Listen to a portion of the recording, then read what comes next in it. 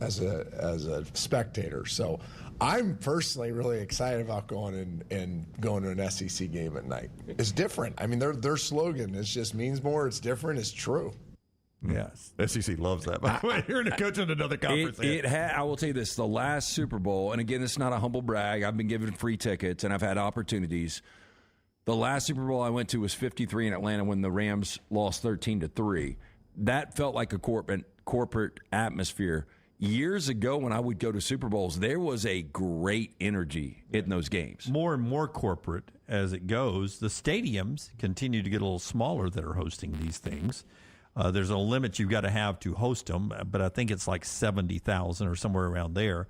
But, we've played these in Rose Bowls or Stanford Stadium. Yeah, Stanford Stadium, the L.A. Coliseum. We played in some of these that had the opportunity to get 90,000. So you got some real fans in there, 70,000, a lot more corporate. Yeah, the old school Tulane Stadium, not where Tulane plays now, but what used to be Tulane Stadium, which I think has since been torn down. I think it has, yes. But it hosted it one year, and I think it held like 80,000, 90,000 people outdoor venue pre-Superdome era. I think it hosted it maybe twice, Brandon. The old Orange Bowl used to host it all the time. Rice's Stadium, the same place where Rice still plays. That's right. Hosted a Super Bowl. Yeah. They used to be way less picky about where they played that thing. Yeah, well, stadiums were not as many. A lot of them were multi-purpose and just didn't play. Yeah. Just didn't have a lot of the elite stadiums you have now. But to your point, I think there's also more corporations involved in the NFL and the television broadcast of it all. Interesting week in football coming up. Don't forget, Lunsford has the Pick 3 up for you right now. NextRoundLive.com. NextRoundLive.com, brought to you by Buffalo Wild Wings. Go jump on that and play. See if you can get another ball in the bucket or your first ball in the bucket by going 3-0. I just missed last week. 2-1. Georgia, Southern, Wisconsin. It kept me from being perfect. So go jump on that, nextroundlive.com. And then, of course, tonight, all three of us, Tyler, give us the three-shot here as we wrap up. All three of us tonight, and Emily Grace, will be at the Grocery Brew Pub in Homewood for our Bud Light game night. 5 to 7, come hang out with us. 6 to 7 on the video platform. Spitting Lugs is next from Disrupt the Media. Like, subscribe, both Next Round and Disrupt the Media YouTube channels. Until next time, God bless you and God bless America.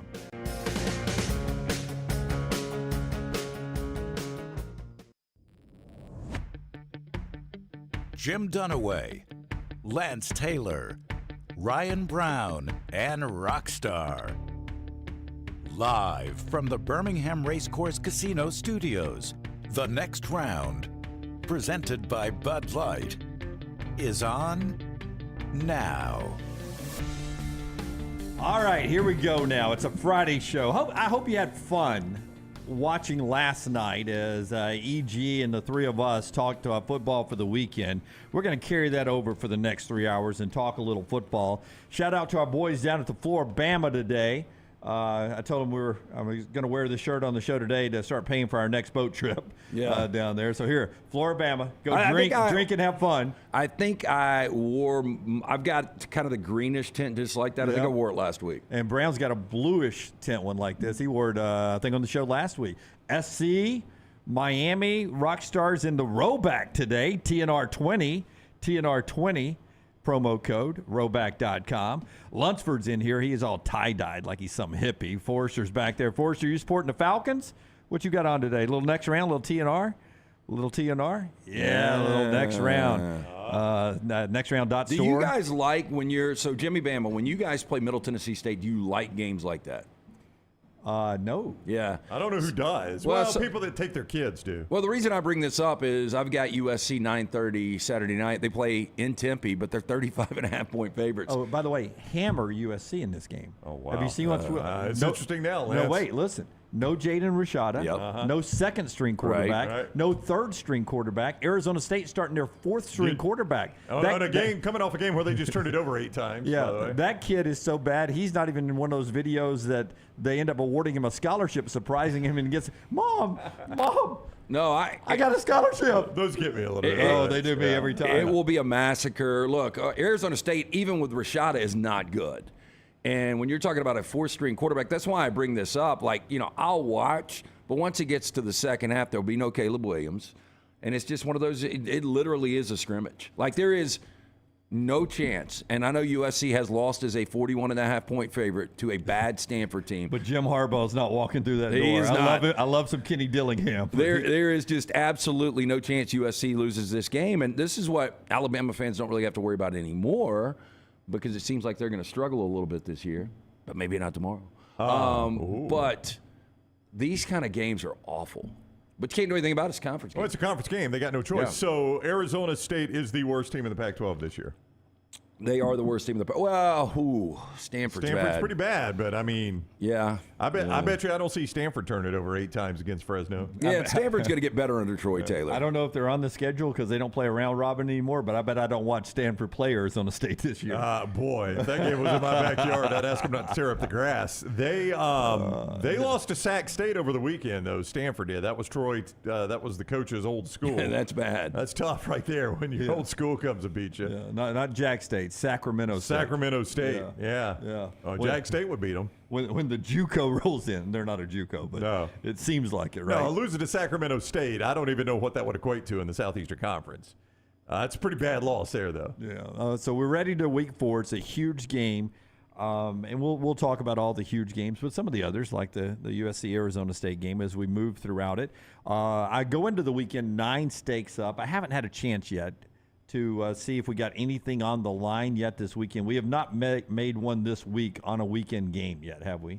A state bet? Oh, not that I know of. No. I was going to try to jump on Georgia State last night because I thought you were on the other side.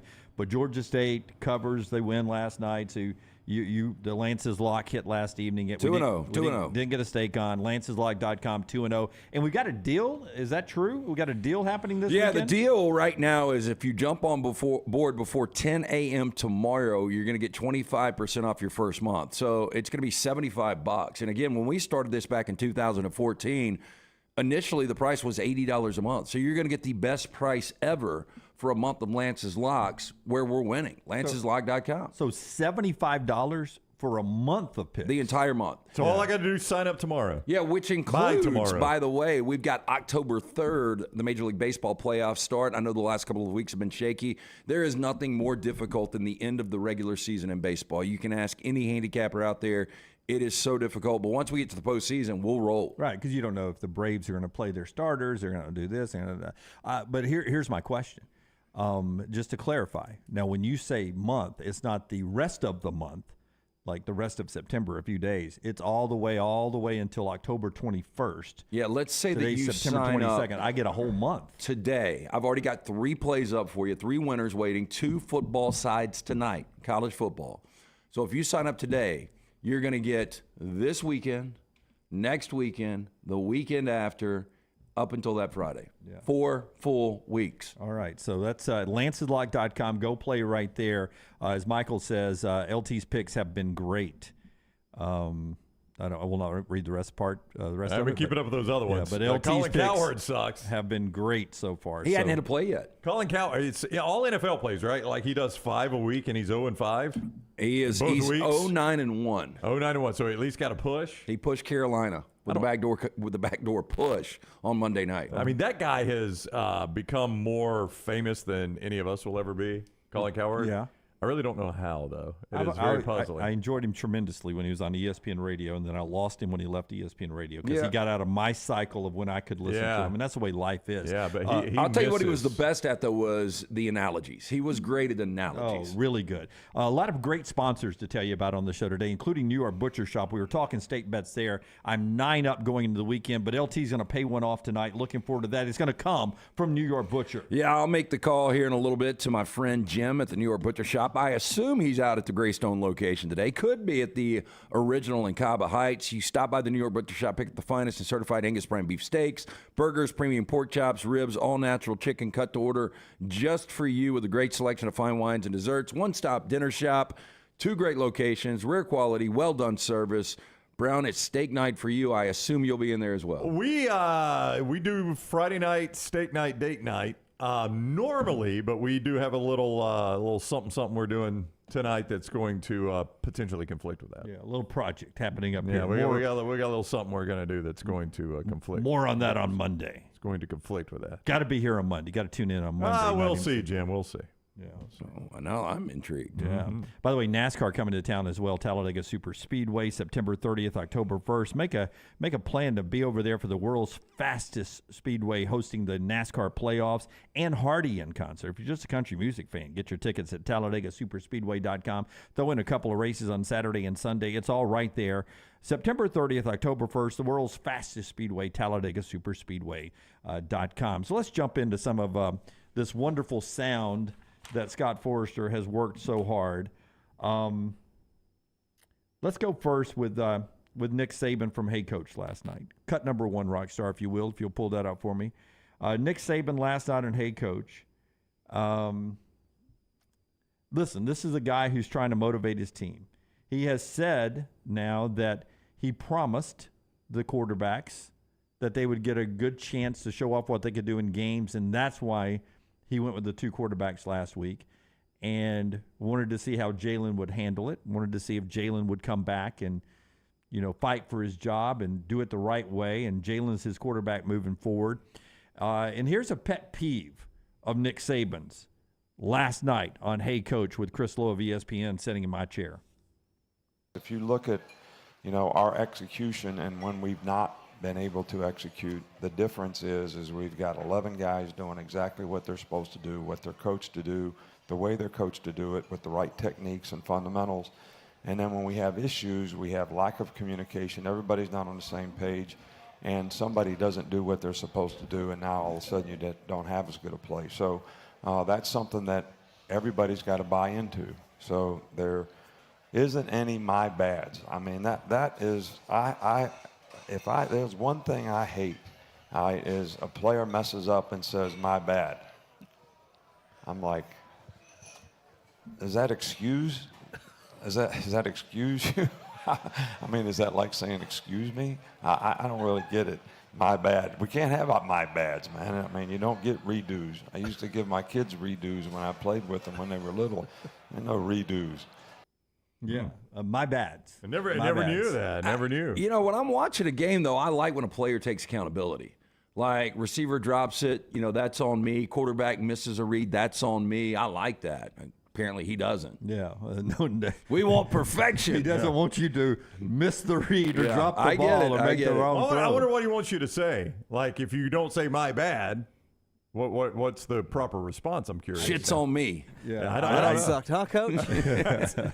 I think he wants you to get coached up in usually a loud fashion and then turn it around and do it right the next time. Don't say anything. He doesn't want you not only not to say my bad, he doesn't want you saying anything. Take the ass chewing and then say, move on? yes, sir, and then get back out there and knock it out of the park the next time. You talk about motivation. I really don't know why you would even have to motivate this team. Look, you have played pathetically. Yeah. You're whirling out there. Your season is on the line in front of your home crowd, a 2:30 nationally televised game against a ranked opponent that has been talking shit for years. Not just this week, for years. Rockstar, give me cut 2 here. Now, I'll give Rockstar time to get this going. Rode up the elevator with an Ole Miss fan, by the way, today. Howdy, Had his Toddy. Ole Miss gear on. Right. Does he I feel said- confident? I said, Why what not? He does feel confident. I said, are you interesting. going to the game? He said, no, I got a birthday party. Well, he's not real confident then. Yeah. He's like, I hope they have the game on at the birthday party. And I was like, anybody that schedules a birthday party during an Alabama game I mean, seriously. will probably have the game on. Yeah. So here's the deal. I don't know how much you care if you're scheduling a birthday party during the game. Well, it wasn't You him have that to have it scheduled on. Well, I know, but the person that scheduled it. I don't know what the script is for Hey Coach, but when I was doing Talk of Champions yesterday with Tyler Watts, you can get that Roll Tide Pods, subscribe and like there on the Disrupt the Media YouTube channel. I asked Tyler this just out of the blue, and I didn't know it didn't turn into a topic, but it also was a talking point for Nick Saban last night. I thought it was a dumb ass question that needed to be asked because when you look at Alabama's roster, right? When you look at Alabama's roster, it's a pretty good roster. And I asked Tyler yesterday, I said, at some point as a player, do you have to be reminded that you guys are actually pretty good? Because if you listen to what has been said about this Alabama team over the last 14 days, it's been bad. End of the dynasty. This team sucks. quarterback, offensive line always, Why is left everybody- tackle, left Why tackle. are they talking like? They're mumbling in the Oh, background. are they mumbling? That's murmuring. So I asked Tyler, I said, I mean, at some point, somebody's got to tell these guys, hey, you guys are actually pretty good. You need to start playing up to your ability a little bit. Tyler gave a good answer. You can see that talk of champions. Nick Saban yesterday sort of making the same point. Here's the coach. You know, if you evaluate our team, you know, to this point, you know, in the games, when we do things correctly, we're pretty good. But when we don't do things correctly, and it only takes one person on offense, defense, special teams, you know, not to do their job correctly, with the focus and intensity that you need to be able to execute, then we're not so good. So that's the key to the drill to me is, can we, on a consistent basis, have the kind of focus and mental intensity we need to develop the habits that will carry over in the game that help us play with more consistency? Is this team good? Yeah, so here's the problem. Some of the most insecure people in the world are some of the most talented. And I think sometimes, and think about this, Billy Gardell, you guys probably, I know Rockstar will know exactly who I'm talking about. Billy Gardell. He was the lead actor in The Wire. Right. Yeah. Mike and Molly. Who? I don't even know who you're thinking of. I don't Okay. know. Way. It's usually Okay. when somebody is good with him, it's usually an actor. Yeah, Is he an well, actor? he's a comedian, but He is a comedian. he's turned actor a little bit. Okay. He was the mall cop in Bad Santa. As Rocky said there, he was in Mike and Molly, and then somebody hearts somebody. Bob Hart's a Bishop or whatever. Yeah. I don't think that's how she Oh. pronounces it. Oh, Yeah. so he's the sort of the chunky guy. Yeah. Right. No, extremely funny guy. He came in studio with us, and then we went to see a show, and we had planned on going out after and getting drinks. Habitual. And he had what you would call an off night. Got a couple of booze. And he was so beat At up. the Stardome? Yeah, just one or two. That's all it took. I didn't think he was really that bad. But he's like, oh, my God, I was awful. He was like, I'm going straight to the hotel room. I've never been this bad. I mean, he was so beat up. Wow. And he's such a talented guy. And sometimes those insecurities come out. So these Alabama players can say what they want. They probably have been hearing how bad they are. Yeah. They just need a really good game to rebuild that confidence. And sometimes we all need affirmation, right? I talked to a do. mutual friend of ours. That's my love language is affirmation. Oh, that's my love language too. Affirmation. I don't It get is. Oh, you mean getting affirmation, not giving? Oh it. yeah. Oh, yeah. Yeah, Get it. okay. That's I how just you wanted to- love language is. Right. It's No, how- but I give it too. Not, I mean, Wow.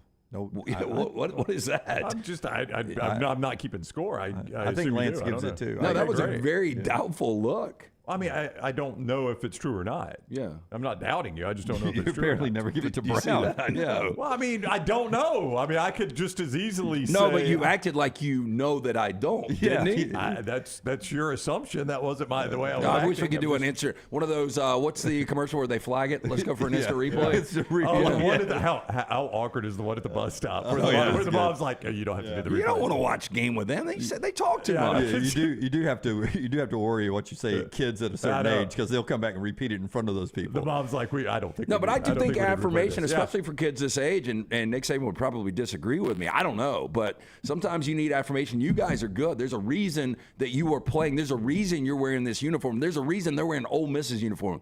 Those son of bitches never been to Atlanta.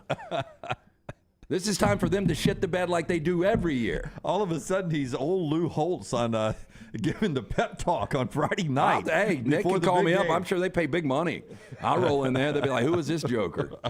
Who are you jokers? 17 points against South Florida. Get your head out of your ass.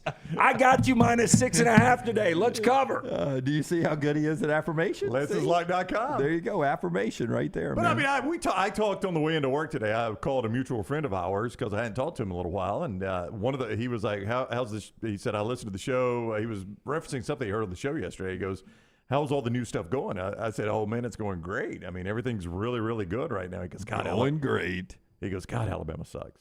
I was like, well, I don't think it's that bad, but Yeah, that was his response. By the way, that guy, not good at affirmation. Good for you guys, but my Tide ain't playing well. I mean, I was like, wow, that is. Dude, can you guys, I mean, I can't remember a time we've done a show together that Alabama would be out of the conversation this early. Okay, you think about that because I don't think it has ever happened because we started doing the show together in Pasadena as they were playing for a national championship and Nick Saban was the coach. Think about it. We'll talk a little bit more on that and one more big thing before we take our first break. Pick 3 in the next segment, but you can also go play it right now, nextroundlive.com, nextroundlive.com, brought to you by Buffalo Wild Wings. And Lunsford will tell me how many winners we had last week, hopefully at least one.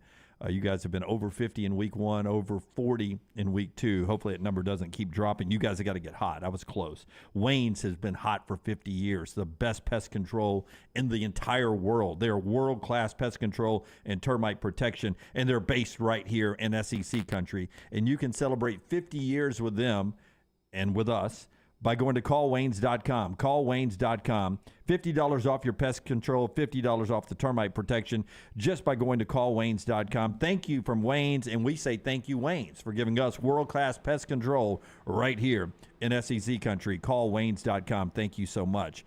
All right. So one more thought on that. I don't think they've ever been out this early. They've never lost 2 games in September. So if they lose it on Saturday, this will be the first time we've had to do September and October shows with Alabama out of the national championship conversation. Well, the last time it felt like Alabama was kind of out of the conversation, and I have these weird things where I remember I was watching the game at the place that is in the Hotel Aloft that we all stayed when it snowed. Yeah. The barbecue joint next door. Oh. Golden Rule something. No, Dimitri's. No, it's not Dimitri's. Anyway, it's the hotel bar / restaurant. And it was a high school reunion, so I was staying at the Aloft because we were doing everything downtown Homewood for the weekend. And so I was watching the South Carolina-Alabama game, and watching that game, it just didn't feel like that was a national championship caliber team. They were coming off a national championship. They got embarrassed in Columbia. They still were in the conversation, though, going into November when they lost to LSU and then ultimately to Auburn. But it just felt like that game, this team was out of it. But that was even October. If this team loses at home tomorrow, 2 home losses in the month of September, they are done. Unplugged, off life support, season's over. Since the start of 2008, I think really the only times Alabama has realistically been out of the national championship line, the only times were after LSU losses. I mean, think back on it. Yeah, Give me another you're right. time. I mean, so 2010, even after the sandstorm in Columbia, they were still fine until they lost to LSU. Right. Tight end reverse. Yeah. 4th down, tight end reverse. So they lost at LSU in 2010. Good call. It was a great call. Great call. 2019 in Tuscaloosa, the loss to LSU probably eliminated Alabama. The hope was probably maybe a glimmer of hope still alive until Tua got hurt against State, the next week, and then it's over after that. And then last year when they lost to LSU and the national championship hopes ended. I can't think of any earlier times than losses to LSU. And those are November losses we're talking about. I heard this morning a question was posed, I think it was to Heather Dinich of ESPN, who is the game more important for, Ohio State or Notre Dame? And so they went into this whole thing if one of them gets a loss. The thing is, in today's 2023 college football season, I think everybody's going to be afforded one loss. Yeah, I don't think it matters in those terms for either one of them. Yeah. Well, It matters. It but matters not more in- for Notre Dame because they're not a conference. I think any conference champion with just one loss will be in a college football playoff this year, based on what I've seen But so Notre far. Dame still gets to play USC and Clemson. I mean, they've still got a chance to get good wins on their resume. They do. I think the phrase "control your own destiny" is out of the window because you won't have a conference championship by your Right, name. right. That extra data point. Yeah. No, it does help Ohio State more than what Notre Dame has. I agree. Yeah. But, I mean, it's an absolute elimination for Alabama. You know what's crazy is you guys remember the game last year. It kicked off the season, Ohio State, Notre Dame. Yeah, it was tighter than most thought at the half. You had 21-10 final score. You had C.J. Stroud, who's played well for the Texans as a rookie. Yep. On the other side, you know who started for Notre Dame? Tyler Buckner. Tyler Buckner. How did that offense look? Oh, they were terrible. Yeah, I mean, 10 not points. good. I think he threw for 177 yards. He didn't turn the football over. But you think about how much that's flipped. You go from C.J. Stroud to Kyle McCord, and you go from Tyler Buckner to Sam Hartman. It's I mean, going the opposite way, it's yes. a huge flip, and that's Yep. why people are so optimistic that Notre Dame can take care of business tomorrow night in South Bend. Yeah, Mr. B, you're right. They could lose tomorrow and still play and win the West and play in the SEC championship game. LT Absolutely. was talking about national championship. That's his affirmation, is national championship. Again, life support. Yeah. LT's hair, I'll give him affirmation, looks so good now. He was hatless. It's a little matted last right night. now, but yeah, it was hatless last night, but it's fantastic hair. He's got hair to get matted up there, thanks to our friend Dr. B. When we come back, we'll go through all the college football games coming up at part of our Pick 3 conversation. Dr. B picked 3 little hair follicles up there and said, man, we can bring these things back to life. And they started turning into 4, and then 5, and then 6, and now a head full of hair. Yeah, so I started to thin out when we started doing this venture. Dr. Beckenstein is the name that everybody mentioned. Since I went to see Dr. B 18-plus months ago, my hair has doubled in thickness. I do a non-invasive treatment on the couch 3 times a week, 30 minutes each time. It's that simple. T3hair.net, 205-319-0316. Dr. B offering that Sensus Transdermal Infuser. This enables Dr. B to get various medicines and therapies into the scalp where the hair follicles are without using any injections. This is revolutionary, as Dr. B can pinpoint delivery of a patient's genetically specific products without any needles. Again, make the call that I made, 205-319-0316 or T3hair.net. Follow Scott Forrester on Twitter at ScottForresterTV. The 9 o'clock hour is brought to you by the Yellowwood 500. It's the NASCAR Playoff Series at Talladega Superspeedway on September 30th and October 1st. Get your tickets at TalladegaSuperspeedway.com. You have all heard of Red Wing Shoes, but what is Red Wing Shoes? It's the place where men buy boots, plain and simple. Who are Red Wing's customers? They are construction workers, warehouse employees, college students, the guy that fixes your AC, the guy at the end of the bar, the IT guy. Red Wing is a father, Red Wing is a son, Red Wing is a cult following shared by all men. A classic, comfortable pair of cool boots with a story to tell. What's your Red Wing story? Red Wing Shoe Stores, located in Pelham and Trussville. Stop by the New York Butcher Shop and pick up the finest in certified Angus prime beef steaks and burgers, premium pork chops, ribs, and all-natural chicken cut to order just for you. Their chef-prepared entrees and side dishes are the perfect dinner-to-go choice for your family and are ready to heat at home. With a great selection of fine wines and desserts, the New York Butcher Shop is your one-stop dinner shop. 2 locations to serve you, Cahaba Heights and on Highway 119 in Greystone. The New York Butcher Shop, rare quality, well-done service. Do you need extra cash handy? Look no further than Legacy Credit Union for whatever loan your lifestyle requires. It only takes a few minutes to apply and request the amount you need to give you peace of mind. With affordable low rates and manageable payback plans, a Legacy Lifestyle loan is crafted just for you. Apply online today at LegacyCreditUnion.com/join. Lifestyle loans from Legacy. Terms and conditions may apply. Legacy is federally insured by the NCUA. You hear a lot of interesting phrases while playing golf, like, I think you're on the beach, or the classic, you gotta hit it, Alice. One word you're sure to hear right now at Bentbrook Golf Club is wow. Brand new carts with complimentary GPS and the bent grass greens are so consistent, you just might drain a few more putts, Alice. Tee it up and find out for yourself. Book around today at bentbrook.com or call 428-1999. It's better at Bentbrook. DryTech Water Restoration is a locally owned company that specializes in mold remediation, fire and water damage cleanup, and SteraMist services. DryTech's goal is to provide clients with expert guidance when dealing with any home disaster. DryTech's highly trained specialists are available 24 hours a day, 365 days a year. They will work closely with you and your insurance company to make sure the process is stress-free as possible. Call DryTech today, 205-637-0143. The moment you discover damage to your home, DryTech's team will handle the rest. The Next Round Golf Cart is here. Your chance to play 4 area golf courses for just $89. Get 18 holes in cart at Limestone Springs, Cross Creek, The Meadows, and the newly renovated Woodward Golf Club. A $247 value for just $89. Get your golf cart now at nextround.store.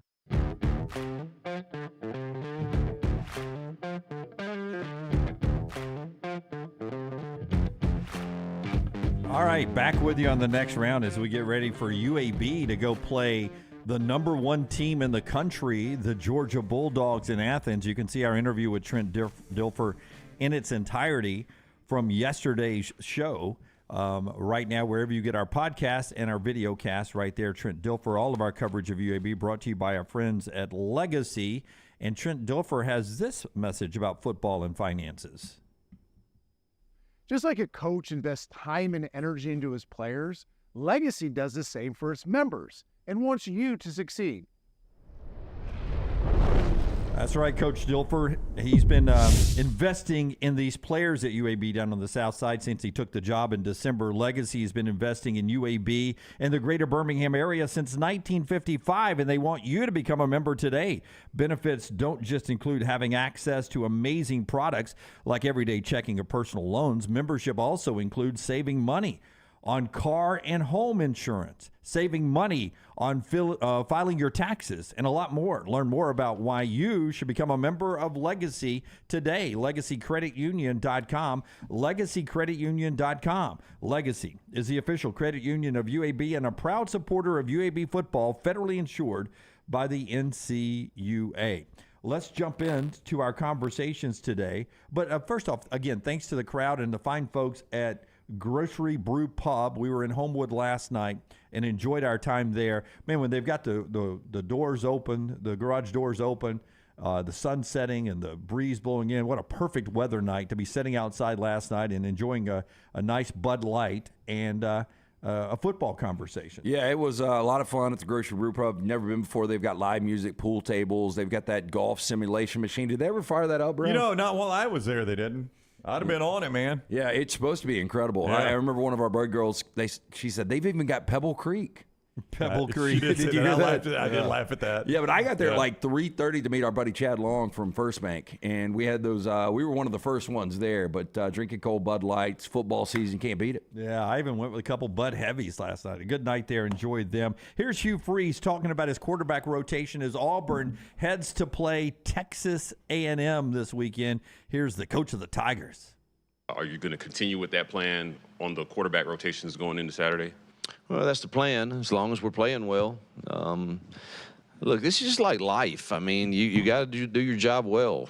And if you do your job well, things usually work out. And if you don't, things usually don't work out. And we have confidence, and I thought he threw it really well the other night and made one bad decision, I thought. But the other we kind of should own as coaches. So we hope we build on that and we maintain and gain confidence from it.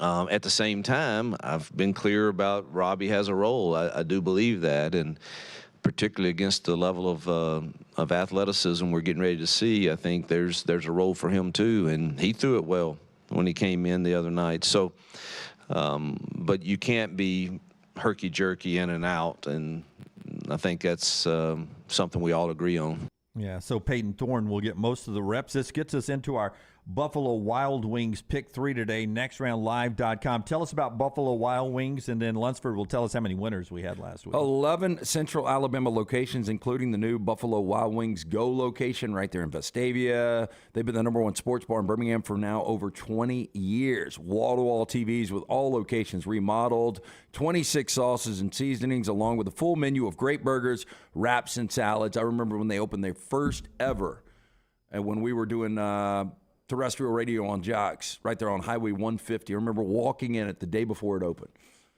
Can't believe it's been 20 years. I cannot believe it's been 20 years either. All right, Lunsford, hundreds, thousands of winners last week? Not quite thousands. My computer's locked up right now editing something, but it was 40-something. I don't remember the exact number, but it was 40-something. So we've gone over 50 and then twice over 40 of the winners. So everybody getting a ball in the bucket, big prize at the end of the year. Got to have a ball in the bucket with a chance to win.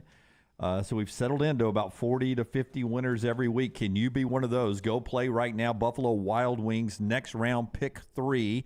Nextroundlive.com, nextroundlive.com. Rockstar?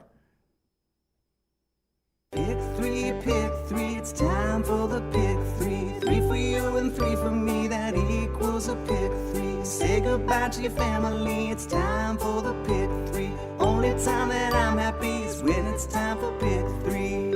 All right, we're just going to run through these games and converse about it, but the way Lunsford has it set up, you can go play any of the Power 5 games you want right there at nextroundlive.com, nextroundlive.com. Let's go first with Auburn, Texas A&M. I think Peyton Thorne's going to have a big game. You base that on what? Texas A&M's defense that seems to be struggling a bit. And I don't know what's happened with DJ Durkin and the Aggies secondary. Maybe it just was great speed from Miami that caused the problems. But the Aggies have struggled to stop the pass, and if well, they haven't won. They missed some tackles, Brown. They missed some assignments. There were people running wide open, and you know who can make you miss assignments? Hugh Freeze scheming up some plays. They gave up. They've given up only 225 pass yards in 2 games, and 0 touchdowns, and intercepted 1 pass. That's in 2 games. Yeah, that was against the Holy Rollers JUCO schools that they played. It was against New Mexico and La Monroe. Yeah. In the other game, they gave up 374 pass yards, 5 touchdowns, no picks. So they have had one bad game against the pass. It just so happens to be the best team they've played. Well, and it's an elite quarterback that will play on Sundays. Peyton Thorne will not play on Sundays. And I'm trying to remember the last good game I saw Peyton Thorne have. You say things sometimes that I have to interrupt you. So you're telling me you think Tyler Van Dyke will play on Sundays? Oh, yeah. LT, I know he's a good quarterback. And just like you don't think Riley Leonard's going to play on Sundays. Dude, there are 32 teams. Right. There are only 32 quarterbacks that can play on Sundays. Yeah. If we keep kicking 6 or 7 young guys into the league every year, all these guys can't play. Some of them stay around for 10 years. There is misevaluation on talent all the time. Daniel Jones, one of those guys. Yeah. But by the way, I wanted to point this out. He's making $40 million a year. His offseason 4-year, $160. Yep. Brock Purdy's making $870,000. Brock Purdy, there's 64 quarterbacks right now getting paid 1s and 2s in the NFL. He is 63 of 64 right now, salary-wise. So my point is, guys like Daniel Jones and Justin Fields, those guys might be out of the league. Yeah. But when you say play on Sunday, you mean he's on an NFL roster? Yes. That's what you mean he's by on that. an NFL roster. He's not starting in the NFL. I think Tyler Van Dyke ultimately will start in the NFL. I think Riley Leonard will ultimately start in the NFL. Wow. Now, that's a step further than I thought you were I'll willing go to go stakes there. on both to start a game in the NFL regular season. Okay, to start a game, but to be a starter, to be named a starter somewhere is different. That's starting a game. I mean, our buddy G-Mac, won a national championship at Alabama. He started 3. A.J. McCarron started at least 1. Well, I'm Brody glad. I Coyle thought started you were at least stopping 1. me to say you can't say absolutely Peyton Thorne's not going to play on Sundays. No, I did think that's where you were going. No. You throw these quarterbacks who are good college quarterbacks, but the NFL, I know there are 3 quarterbacks on every team, but to be a legit, I won the job starting quarterback in the NFL, because we're about to kick in. Who else are we kicking in this year? Caleb Williams is going to start. Caleb Williams, Drake May, Shedeur Sanders. I think Tyler Van Dyke is one of those guys. I think Riley Leonard's one of those guys. Like, I don't know where they are on mock drafts. But you don't think Bo Nix is one of those guys? No, I do think Bo Nix would be in the NFL. I don't know if he's going to start. I don't know how good he's going to be, but he's going to get drafted. Yeah, but I'm talking about guys who are going out of this. Michael Penix. This year who are going to be starters in the NFL. And last I checked, there's only 32 starters in the NFL. Yeah, here's the good news for teams, though. You can pull a Jordan Love now because you can bring these guys in on a rookie salary, and you can let them sit behind a guy for 1 or 2 years, and I think you're going to have more of a cycle. Before we just flush Daniel Jones down, I mean, they don't play any important games in prime time. He's now 1-11 in prime time games. He did win a playoff game, though. Yeah, 1-11 in prime time games. So the last good game, back to Peyton Thorne, that he played was October 15th of 2022. Who is this? This is Peyton Thorne against Wisconsin. Okay, yeah. Yeah, that was the last clean, good game and a win that he has played. Against a quality. I mean, he played really good last week against Stanford. He did have 2 interceptions. The Hugh Freeze just shrug off 2 interceptions. We talk about how bad Alabama's quarterbacks were against South Florida. Peyton Thorne and Robbie Ashford that were that bad against California. Yeah. I mean, he did throw for 1, run for 2, but he did have 2 interceptions that Hugh Freeze just addressed, and that was against Stanford's defense. I'm worried about Texas A&M's defense with their missed tackling. So that's my thoughts on Auburn, Texas A&M. Where do you guys want to go next? Y'all just spin the wheel. If we had our wheel still, we'd have games up there. We'd just spin it. We got to get that wheel back. Yeah. Let's or get a new wheel. The Thieves. Let's go. Oh, I've got an interesting little thing I want to throw you guys. Okay, go. So I'll start it like this, though. Who has? There was a man from Nantucket. No, who has the longest streak right now in the FBS of scoring 30-plus points? Longest streak of scoring 30-plus USC. That's where I was going to go, but I mean, Lincoln Riley's only been there a year and 3 games. It's going to shock you guys. It's Penn State. Wow. No way. Penn James State Franklin, who traditionally struggles with offense, has scored 30-plus in 10 straight games. That is the longest streak currently in the FBS. They've also won 8 straight games, which is currently the longest active streak in the Big Ten. I am blown away at his Penn State. Blown away. Yeah, me too. Are you sure about that? 30 points in a game. Just in a game, 30 points. They've done it longer than anybody has. Yep. Wow. And I will check SC last year because that does find. SC, Ohio State. Yeah, it comes screeching to a halt this week as they play Iowa. I mean, I would have guessed a lot of schools before I'd gotten to Penn State. What is the... USC, they only scored 24 against Utah in the Pac-12 championship. There you go. How to get it done. That's how streaks end right there. Drew Aller has been really good. Nick Singleton, they can run the football. They're playing Iowa this week. What's the total in that game? Because you can... I mean, it's a whiteout game, CBS primetime. Penn State could comfortably win this game 24-10. Again, because of this number, I think it's a little more inflated than you would think. I think it's probably 47 or 48. Remember, Iowa's only allowed 13 points per game since the start of last season. That's only second behind Air Force. So Iowa's defense is still really good. I like Penn State in this matchup. They're one of 2 teams yet to turn the football over, the other team being Oregon. I didn't think Aller played well last week, and they still dominated that game. I think he will play well Saturday night against a good Iowa defense. I like Penn State to win this game going away. The total is 40. 40? I mean, that's an NFL total right there, buddy. That's about where it needs to be. I mean, if you'd have told me it was 47, I'm about to keep a list of things that I think are mortal locks. Right. The triple lock box, if you will. I was going to start writing those things down. But under 40 is tougher. I mean, under 44 was probably my number. Penn State's a 14.5-point favorite. The total's 40. So, I mean, you can do some easy math there saying they don't think I can tell you what Iowa's team total is. What do you think Iowa's team total is, Lance? 9.5. No, it's going to be around 15, 14.5. Yeah, Lance is about right. I think it's 12, if I look at this right. All right.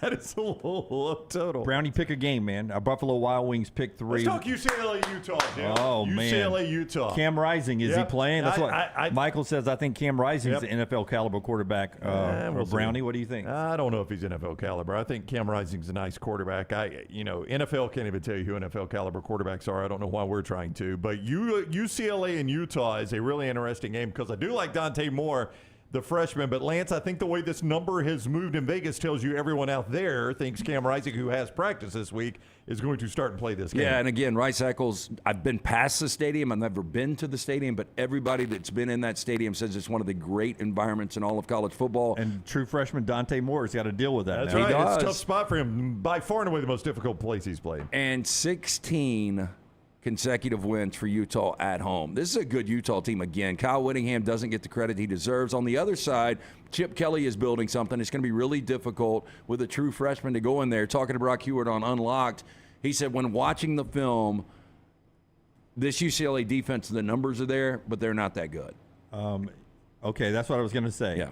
UCLA's defense is only allowing 3.9 yards of play. Yeah, 2 yards per rush. Yep. Really, really good defense. But you're saying that is fake stats there. Well, that's what Brock said. He's watched all the UCLA games. He was like, the defensive numbers are there. They're not as good as the numbers show. Okay, so that's UCLA, Utah. You can play all these games in our Buffalo Wild Wings Pick 3, nextroundlive.com. We'll continue that conversation.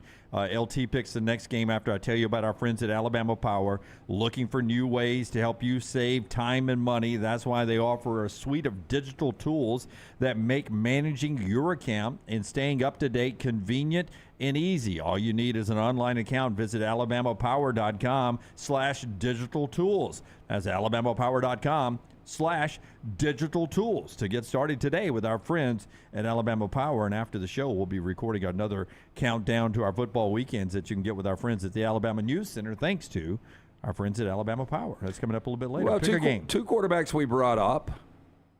Shedeur Sanders. He's Colorado. Yeah.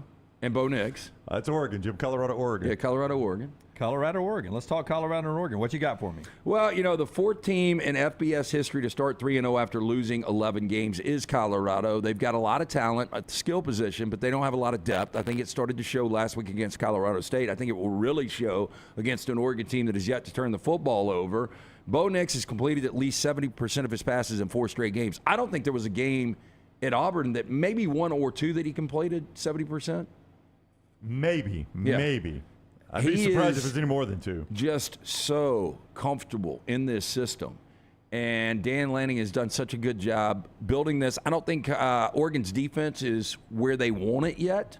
It's improved from last year, but Oregon is going to pound Colorado. I rarely do I see Lance this confident in an outcome. It's not just they might sneak past the 21. It is they are going to destroy them. And the problem is I mean, with Travis Hunter out, it's not really – I mean, everyone's thinking Colorado's going to score points, right, against Oregon's really good defense. But the concern is Colorado's defense.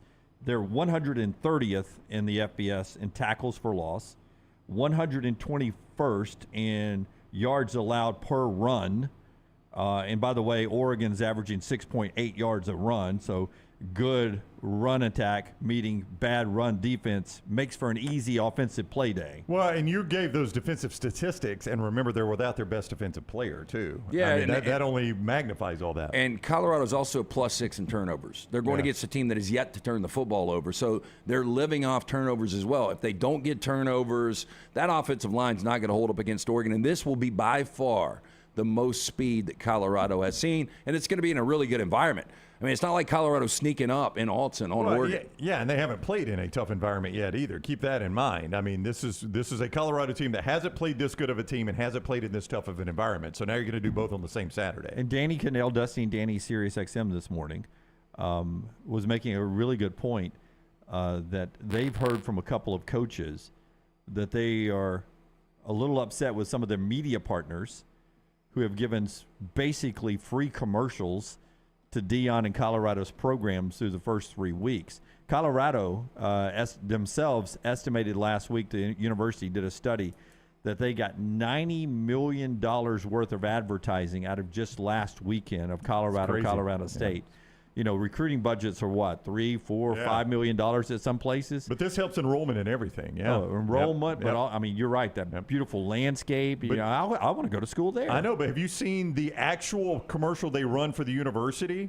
And everything in the commercial is like prime education, prime events, prime weed. Yeah. And like the school president is like prime everything. Or I mean, everything in the commercial is about prime. Why not? It doesn't show Deion, I don't think, but they use prime in everything. Yeah, why not? That's the actual school commercial. Yeah, so there's been some talk that maybe, you know, Dan Lanning will be fighting for the Football Coaches Association to get a little level playing field, get a little pound of flesh in this game this weekend. We'll see how it plays out. Colorado and Oregon, part of our big weekend. Go play the Pick 3, nextroundlive.com, nextroundlive.com. It's up there all the way to kickoff tomorrow.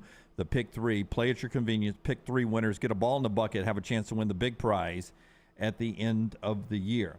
All right, we'll pick some more games, continue the discussion later on with the Pick 3. We got our 4 downs when we come back next. The show being brought to you in part today by our friends at Woodhouse Day Spa. We got friends who work there. This is such a great place. Yeah, it really is. Make sure you get in and see Stuart, Casey, the fine folks at the Woodhouse Day Spa. Make sure you tell them the next round sent you. Again, they've got a ton of options. If you're going to be watching football all weekend, send the wife or girlfriend into the Woodhouse Day Spa. They're going to take care of them. Voted America's best day spa since 2009, conveniently located at the Summit Shopping Centers. You can order gift cards online at birmingham.woodhousespas.com. Menu of over 70 options, including massages, body treatment, skincare, waxing, nail services. Stop by the Woodhouse Day Spa today. Take the next round anywhere you go with official Next Round gear. Buy yours today at nextround.store.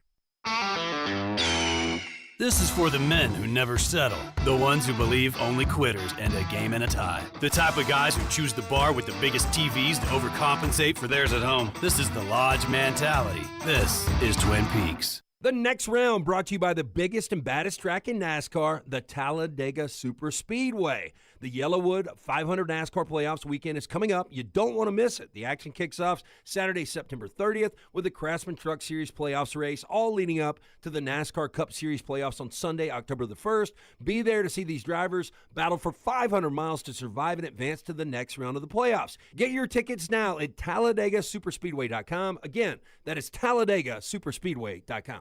Things fall apart. There's even a book about it, but that doesn't mean you have to break the bank to fix them. Ryan Brown here for the Next Round. Our friends at Mortgage Right have a new renovation option that will make repairs and other home improvements easy. If you've recently purchased a home and find yourself short on cash, or you're looking to buy a fixer-upper, Mortgage Right's renovation loan program can help you spruce up your space. Repairs can be made to your roof, plumbing, flooring, and more with the help of top-notch mortgage professionals. So get your fix by visiting mortgageright.com/TNR. And MLS 2239, Equal Housing Lender. Storm season is here. Make sure you have a plan of action in place right now. Greg from Pell City and Storm Restoration Roofing should be your first call when storms hit. Insurance companies love working with Storm Restoration Roofing because of Greg Nelson's name and reputation in the industry. When storms hit, call Greg Nelson. He's local, 205-542-3531. He's the home of the free no-cost roof inspection. Greg from Pell City on Facebook, 205-542-3531. It's Storm Restoration Roofing. Hey, Lance Taylor from the Next Round. You've heard me for years talk about our friends at Bromberg's Jewelers, and we welcome you to stop by and see that great customer service at the Mountain Brook and Summit locations. But we'd also love for you to check out their new online shop. They've got plenty to choose from. Great gifts, big and small. Available online, they've got David Yurman, Tudor watches, select diamond and gemstone jewelry, William Henry, seasonal and favorite giftware items and baby gifts as well. They've even got an online sale section. For more information, Brombergs.com.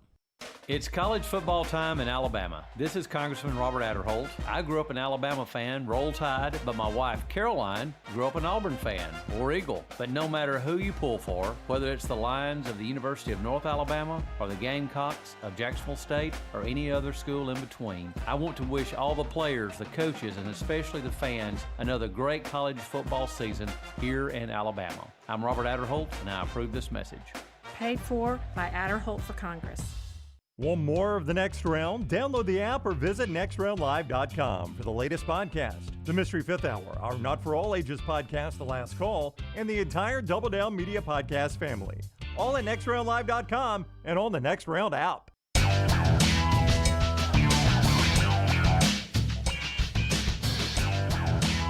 Hey, make the call that I made more than 2 decades ago. Dr. Mark Michelson, a pioneer in LASIK procedure, the first to perform the LASIK procedure in the state of Alabama. Dr. Jen Michelson, they are the best in the business. Again, I had the 2200 vision, was legally blind without the aid of contacts, 2015 vision. Make the call that I made, 205-969-8100. Ask for Amy. Tell her the Next Round sent you. She's going to hook you up with a hassle-free consultation. 0 to lose to find out if LASIK is right for you. By the way, this report coming out today as Texas and Oklahoma get ready to leave the Big 12 for the SEC. Steve Berkowitz reports. Steve Berkowitz. The financial impact of the move is going to be less than the $160 million originally expected. ESPN is actually helping to cushion the blow by kicking a little bit more money because of the Longhorn Network and things like that going away. So. It's not going to cost for the early exit as much as once thought, and that's a good story there. Well, I can't wait when those two play because I'm going to assume they're going to be undefeated, and that's going to have the feel of an old-school Oklahoma-Texas rivalry. I think Greg Sankey ought to go. I think that'd be pretty fun. I think it would be hilarious. He shows up there. If Sankey's on the sidelines of the Red River. Watching my new teams. That's right. Hey, really, this weekend as they get into Pac-12 play and both on the road, Texas and Oklahoma, if they are somehow starting to get mistreated by it in that one contest, it'd be great if they came out with SEC patches on their jerseys instead of Big 12 patches. Just sew it right on top of it. It'd be really funny. Let's do our 4 downs today. It's brought to you by our friends at Slice, the wonderful folks at Slice Pizza. I know we've been out there, each of us, at different times over the last 2 weeks. Yeah, I was there just a couple of nights ago with Leighton and Jack. Fantastic food, and it's pretty funny. I ran into a dude last night that actually had this hat on, and I'm trying to remember. I think his name was Josh.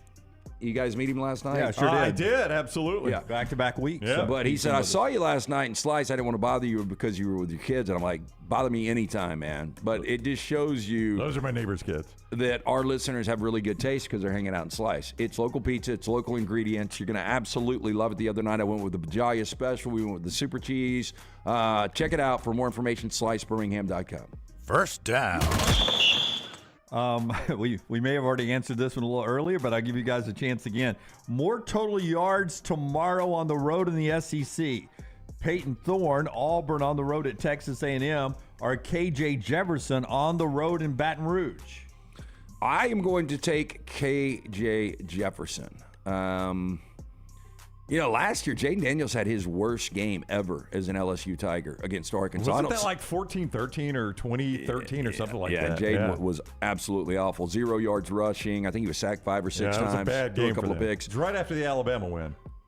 But Jefferson's a much better quarterback. A&M's defense isn't as good as LSU's, but I'm still going to say Jefferson. Yeah, that's what you got to factor that in, Brownie. The A&M defense, LSU defense. Yeah, KJ Jefferson has struggled. In fact, you asked that question. I don't know if you looked at this, but those two quarterbacks are 11th and 12th in yards per game in the SEC this year. Yeah, it's like you did your homework there, Jimmy D. But is Rocket Sanders back? I don't know. I have not seen that he is playing. That's unfortunate for them. That's right. As far as I know, he is likely not to play. Yeah, I am going to say KJ Jefferson. Those two seem a lot alike, playing a tougher defense and a tougher play. So I am going to go KJ Jefferson, less yards than Peyton Thorne. Peyton Thorne. Second down. I'll say it again. Peyton Thorne for me. Say it again, Jim. With my whole chest. With your whole chest. Yeah. Second down here. More rushing yards in the game. Rushing yards only here. Ole Miss or Alabama? I'll go Alabama. Ole Miss has struggled to run the football this year. I don't think Ole Miss's defense is particularly great. Pete Golding jokes aside, you just look at the numbers. Teams have been able to move the football on Ole Miss's defense this year. I think Alabama's defense is better, and I think their rush attack has been better. I'll go Alabama. Yeah, I would feel really good about this. Although Jackson Dart leads the SEC in rushing at the quarterback position, there are going to be more designed runs for Jalen Milroe. Quinshon Judkins had a huge game against Alabama last year. 135 yards, 2 touchdowns, best game anyone has had since Nick Chubb against a Nick Saban defense. But I don't know if Quinshon's 100%. We asked Neil McCready. He said that he hurt his ribs at the end of the Tulane game. I don't think he's 100%. I think Alabama, again, is going to come out extremely motivated. I like Alabama running the football. Ulysses Bentley, finally healthy, looked good last week for Ole Miss running the football. Dart's legs there. Will Alabama, as Tyler Watts discussed, and it's a great point from Tyler in Talk of Champions, sort of playing reverse with your offense, passing early to run late. We'll see how Alabama attacks it. I'll go slightly more Ole Miss in this one. I think Alabama's going to throw the ball better than expected tomorrow. Here we go. Third down. Lower game total tomorrow. All right? All right. Lower game total tomorrow because you have a couple of interesting Pac-12 games. Right. UCLA, Utah, or Oregon State, Washington State. Game total, combined score, both teams. Lower total in that game. Not in Vegas, not mybookie.ag, but when it's all said and done, where are fewer points scored? Because on paper, there's 4 pretty good defenses. Yeah, and I mean, Oregon State, you can make the argument Oregon State has got one of the top 2 or 3 defenses in the Pac-12. Jonathan Smith has done a great job with that side of the ball. Oh, boy, this is tough. I am going to say there is going to be more points in Oregon State and Washington State. So Oregon State, Washington State scores more? Yeah, I think Dante Moore is going to struggle a little bit. And the total is a 7-point difference, by the way. See, I think DJ is going to struggle a little bit. I think he came back down to earth a little bit last week against San Diego State. Me and you. Washington State's got the better quarterback situation there with Cam Ward. So I'm going to say Oregon State struggles a little bit on offense, and Oregon State is the lower scoring of the 2 games. I mean, and we mentioned this last night. It was either me or EG, one of the talented people at our end of the row. That talked about Washington State, surprisingly really good defense. Because when I think of Washington State, I always think of the quarterbacks that came from there, Mike Price, Mike Leach. But that Washington State defense, stingy. It was really good against Wisconsin. I watched a good bit of that game because it was the Brown Bandit game. And I love Cam Ward, though, what he's doing for them. Incarnate Word. Yeah. Word is where he came from. I said Houston Baptist or Dallas Baptist yesterday, and I was like, no, that is not right. It's another random school. Yeah, Incarnate Word. I brought this up. I think it was to Luganville. If that game was actually played last weekend, it would have been by far the marquee game of the weekend. So that's one of those that a lot of people are sleeping on because there's so many good games this weekend. Yeah, so many good games. More on that coming up because it has a Pac-12 flavor. But let's do one more down here. Fourth down. Would have been a happy birthday to Tommy Lasorda. We lost him in 2021. Great Dodger coach of all time. Better Tommy career, Tommy Lasorda Lasorda or Tommy Lee Jones? So Tommy Lasorda has 2 world championships, 81 and 88. He wrote the masterpiece, The Artful Dodger, which he signed for me at Fulton County Stadium. Tommy Lee Jones. Slim Fast. Right, yep. Tommy Lee Jones won an Academy Award for his portrayal as, what was his name in The Fugitive? Oh, my gosh. Marshall. Sam Gerhardt. Gerhardt? Sam something. I can't remember. Gerhardt is not right. Sam but something. I can't remember though. what it is. Anyway, won an Academy Award. He's had a great career, but I am going to go Tommy Lasorda because he's got 2 World Series championship. Sam Gerhardt, yep. A lot of people don't believe this when I tell them he was a redhead. Yeah, you've always told me he was a ginger, and he just does not look like a ginger. That's because he's always had white hair when we've seen him. He's like Morgan Freeman. You've never seen Tommy Lasorda. But he's also Italian. I don't think you see a lot of ginger Italians, do you? You really don't. Is he Italian? I guess he is. Yeah. Lasorda, yeah. Well, he's always eating Italian food. Yeah. Of course, I had an Italian sandwich yesterday, Brown, and I'm a mutt. I might remember this wrong. I did read that book. You told me you'd read 3 books. I read that book in its entirety, and he got in a fight. He was a feisty guy. He pitched in the bigs for a while, but he might have gotten in a fight with the ginger. So I might be getting that wrong. Interesting. Okay. Yeah. I'm going to buy that story more than that. That's 4 Downs brought to you by our friends at Slice, which is Italian. It is Italian. The Bajaia brothers, ironically enough, were not Italian, but Jeff Bajaia created this incredible concept. He started with the Domino's Pizza. He has built this incredible concept that his brothers continue the legacy. Chris and Jason, get into one of those 4 locations. Tell them the next round sent you. It is local pizza, local ingredients. All right, getting ready for all the big games this weekend. Rockstar cut 7 before we get to the top of the hour. Todd Furman coming up next. After Todd Furman, in the segment after that, we do Monday's headlines today, and we'll see where we go on this one. But here is Deion Sanders, hat and shades on, at his news conference this week, talking about his team, what they have to do to continue this ride and to win in Eugene, Oregon. Here's Coach Prime. Well, we're not trying to just be resilient. We don't want to get to that point where we have to be resilient. We want to get out to a great start. We have not played a complete game. We have not played a game where the offense, defense, as well as special teams has all shown up in the same manner. If the offense is playing well, the defense is hot garbage. If the defense is playing well, the offense is horrible. And special teams aren't special. So we got to put it all together to be able to defeat a team like Oregon in that manner. We got to put it together. Doesn't want to be resilient, doesn't want to get to the part where you have to be resilient. Once they get off to a fast start, we'll need to do that against Oregon in a crazy atmosphere. More football with Furman at the top of the hour. The show being brought to you by NASCAR and our friends at the Talladega Super Speedway. I'm telling you, there's nothing like seeing these drivers inches away from each other at 200 miles per hour at this demanding track, the world's fastest speedway.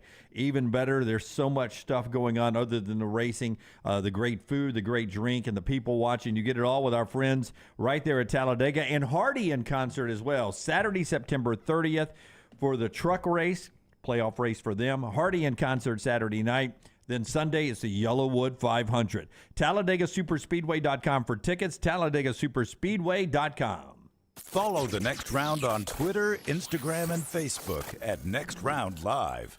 As summer starts to fade, get ready to welcome the arrival of fall. But hey, it's not just football season making an entrance. In the world of pest, it's fall invader season. Hold on tight because we've got 4 major troublemakers stepping into the spotlight.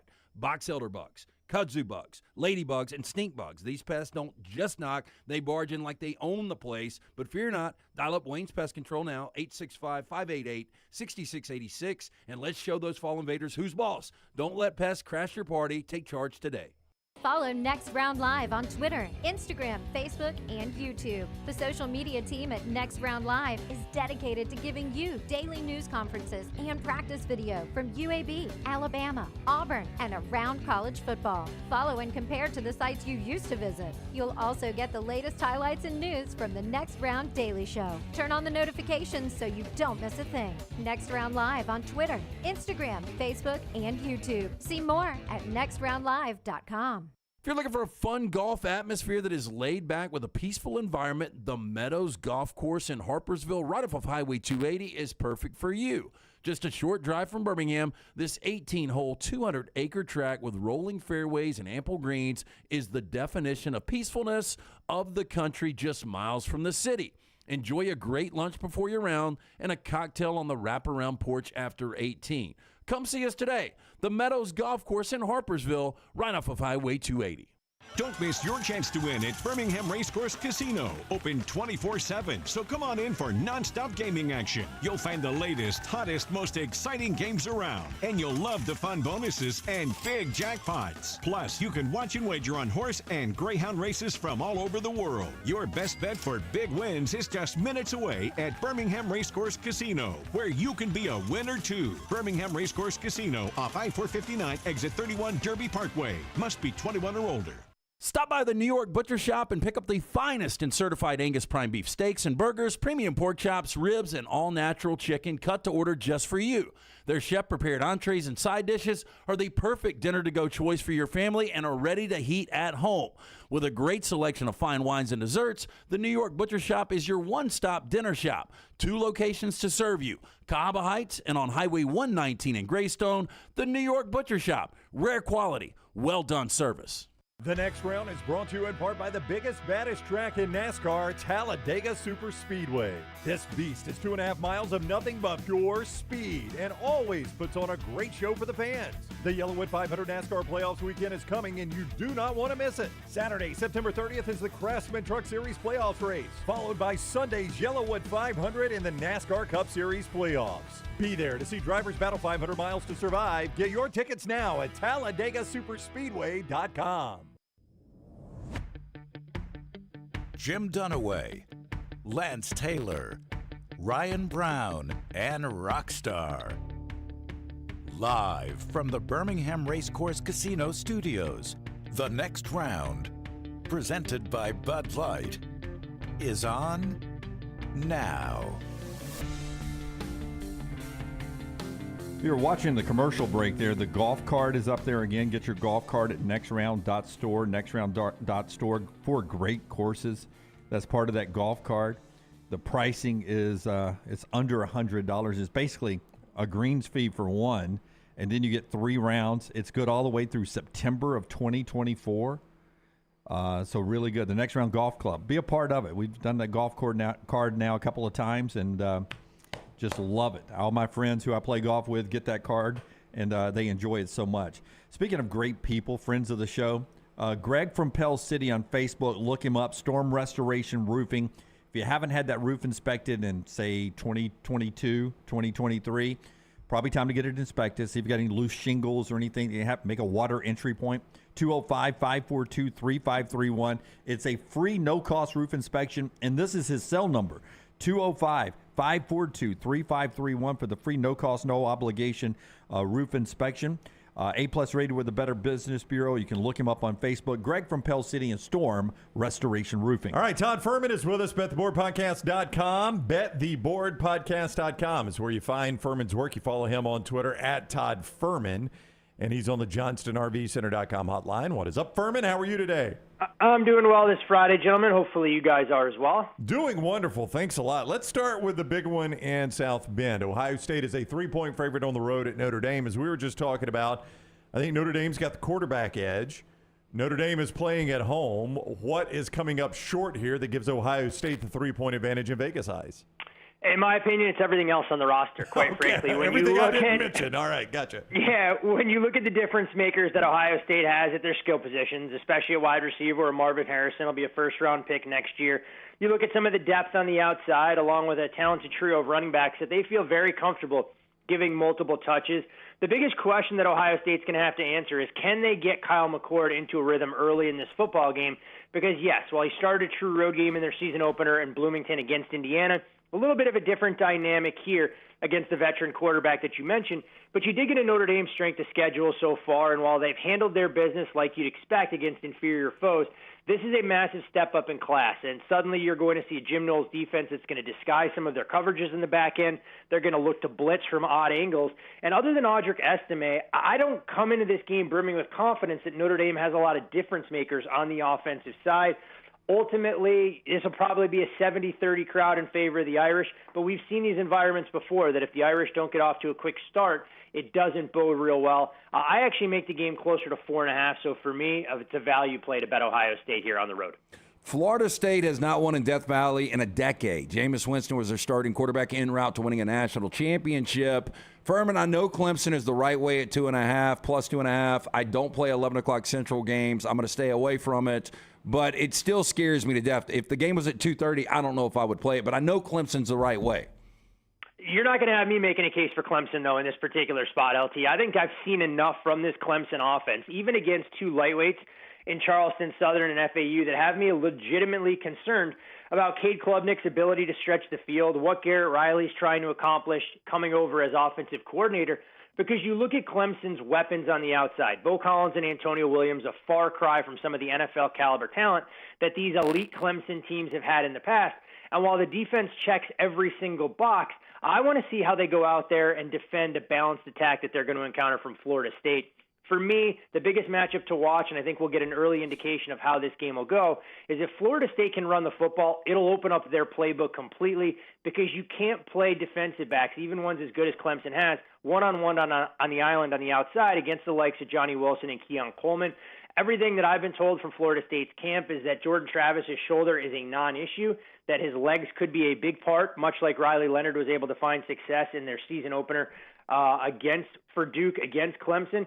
So this game for me is fascinating, because there's no doubt if this number were to get to 3, the professional bettors would have an appetite to back Clemson. But from an X's and O's and everything I've watched, and even on the sidelines, Mike Norvell gets an edge over Dabo. It's Florida State or pass. But much like you, I'll be watching this one as a fan with no investment here. All the way to College Station, here goes the Auburn Tigers. 70 million reasons why I think Texas A&M should cover this game. How do you see this contest?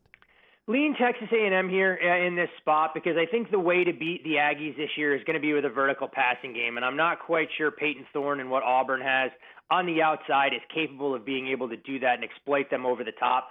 You look at Auburn so far this year, they've been able to run the football, but Texas A&M has shored up that interior of the defensive line a little bit.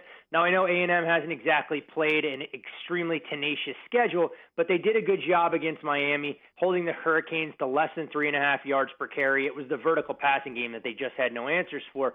Meanwhile, for Auburn, the biggest data point that we can lean on here is their road trip to Berkeley against Cal, and the offense really lacks some of that big play potential. I don't like the fact that they're leaning on Peyton Thorne's legs as much as they are here, and this to me feels like a game where Auburn hasn't stepped up in class yet, very similar to what we saw last week at Mississippi State. When they did, they just didn't have the athletes to go out there and get a win. So I like A&M to win this game by double digits. Okay, your favorite part of visiting with us every week, the one game that looks so easy, even Dunaway can't get it wrong, okay? Oklahoma at Cincinnati. Cincinnati just got beat by Miami.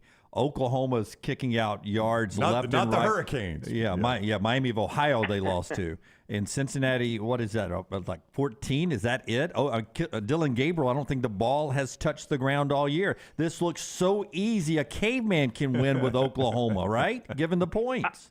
I mean, look, Dunaway, you faded yourself last week, and you got to the window with UNC and Minnesota under the total. So clearly we're onto something here, that Cincinnati has now been identified as a live underdog at home against Oklahoma.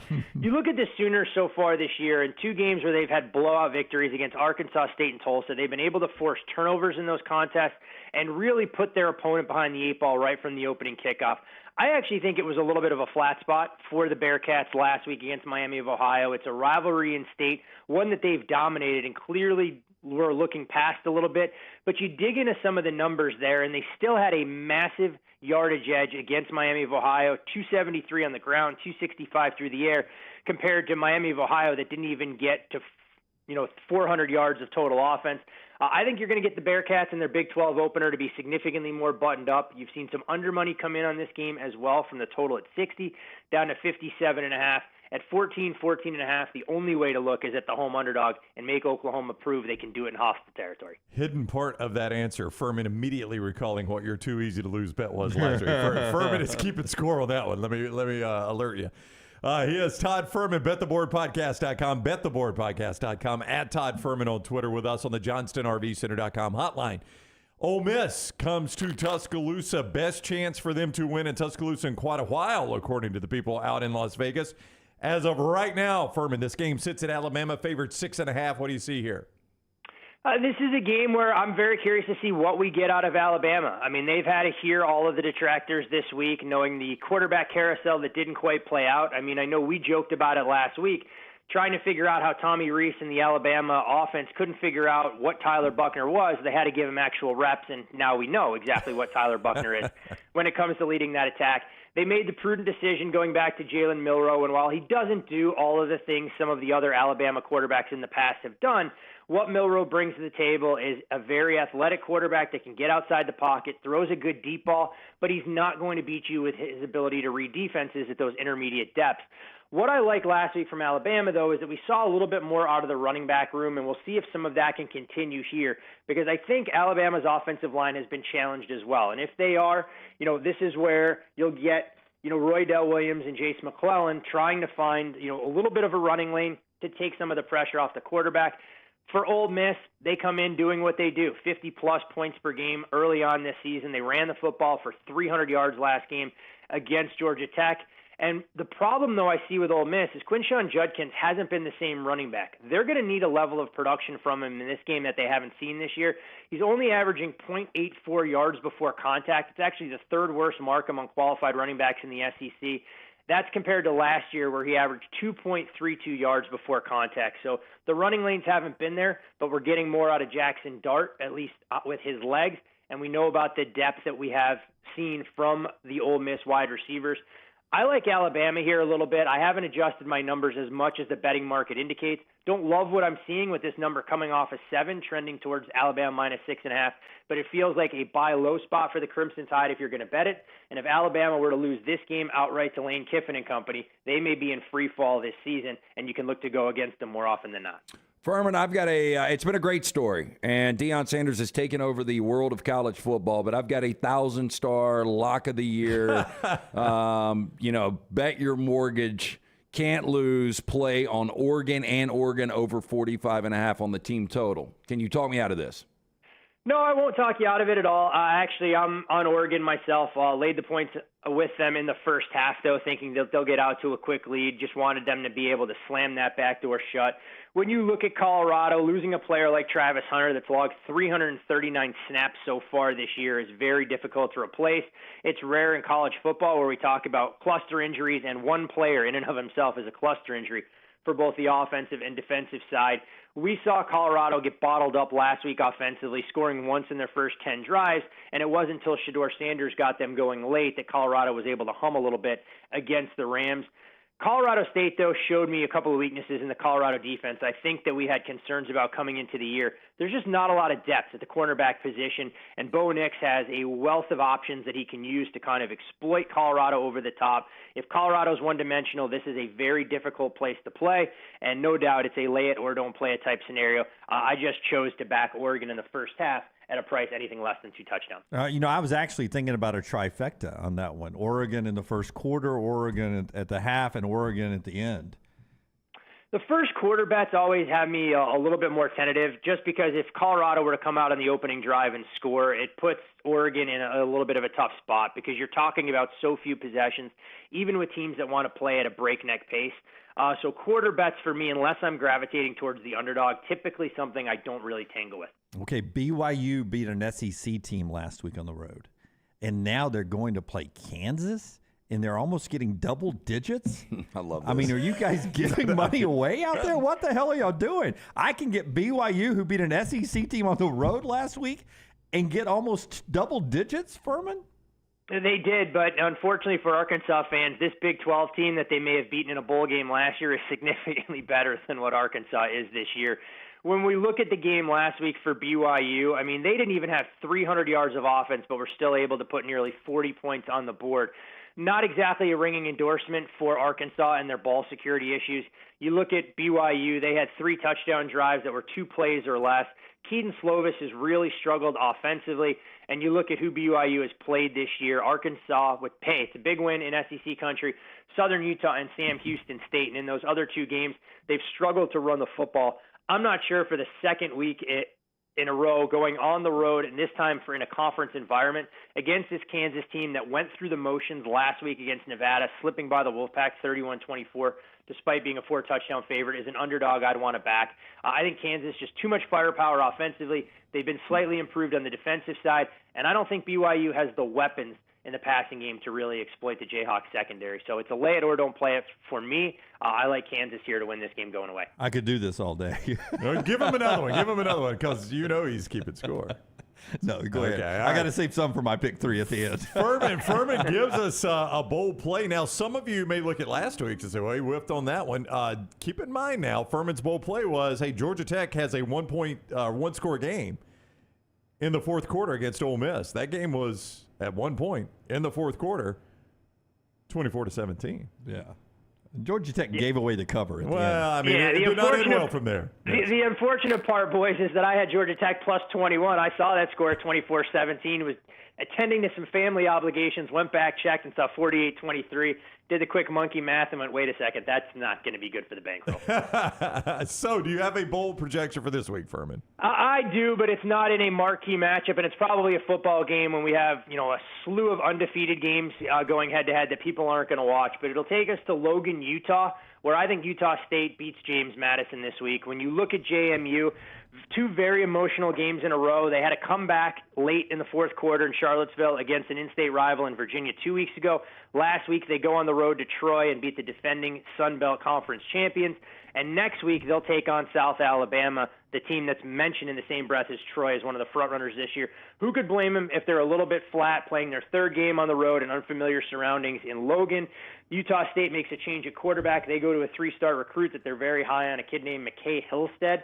And an extra day to prepare after being embarrassed by Air Force. I like Utah State to win the game outright against James Madison. All right, Utah State outright. That is Furman's bold play. Wow, that is bold because right here I had JMU contend for the Sun Belt, and I had Utah State as one of my 10 worst teams in America.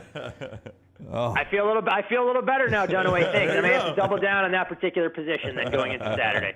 All right, Furman, have a great weekend. We always appreciate the time. We encourage everybody to go to bettheboardpodcast.com, bettheboardpodcast.com, and get Furman's thoughts on almost all the games this weekend. Enjoy your football, Furman. You got it, boys. You guys do the same. All right, see you next week. Todd Furman with us on the JohnstonRVCenter.com hotline. Johnston RV Center, the #1 selling Cherokee dealer in the state of Alabama. It is the top-selling brand in the nation, the top-selling brand in Alabama, and Johnston RV Center is the #1 place in the state for Cherokee RVs. They start as low as just $199 a month. $199 a month at Johnston RV Center. You can see it for yourself. I-65, exit 304 in Coleman, 334 indicator, always online. JohnstonRVCenter.com. That's JohnstonRVCenter.com.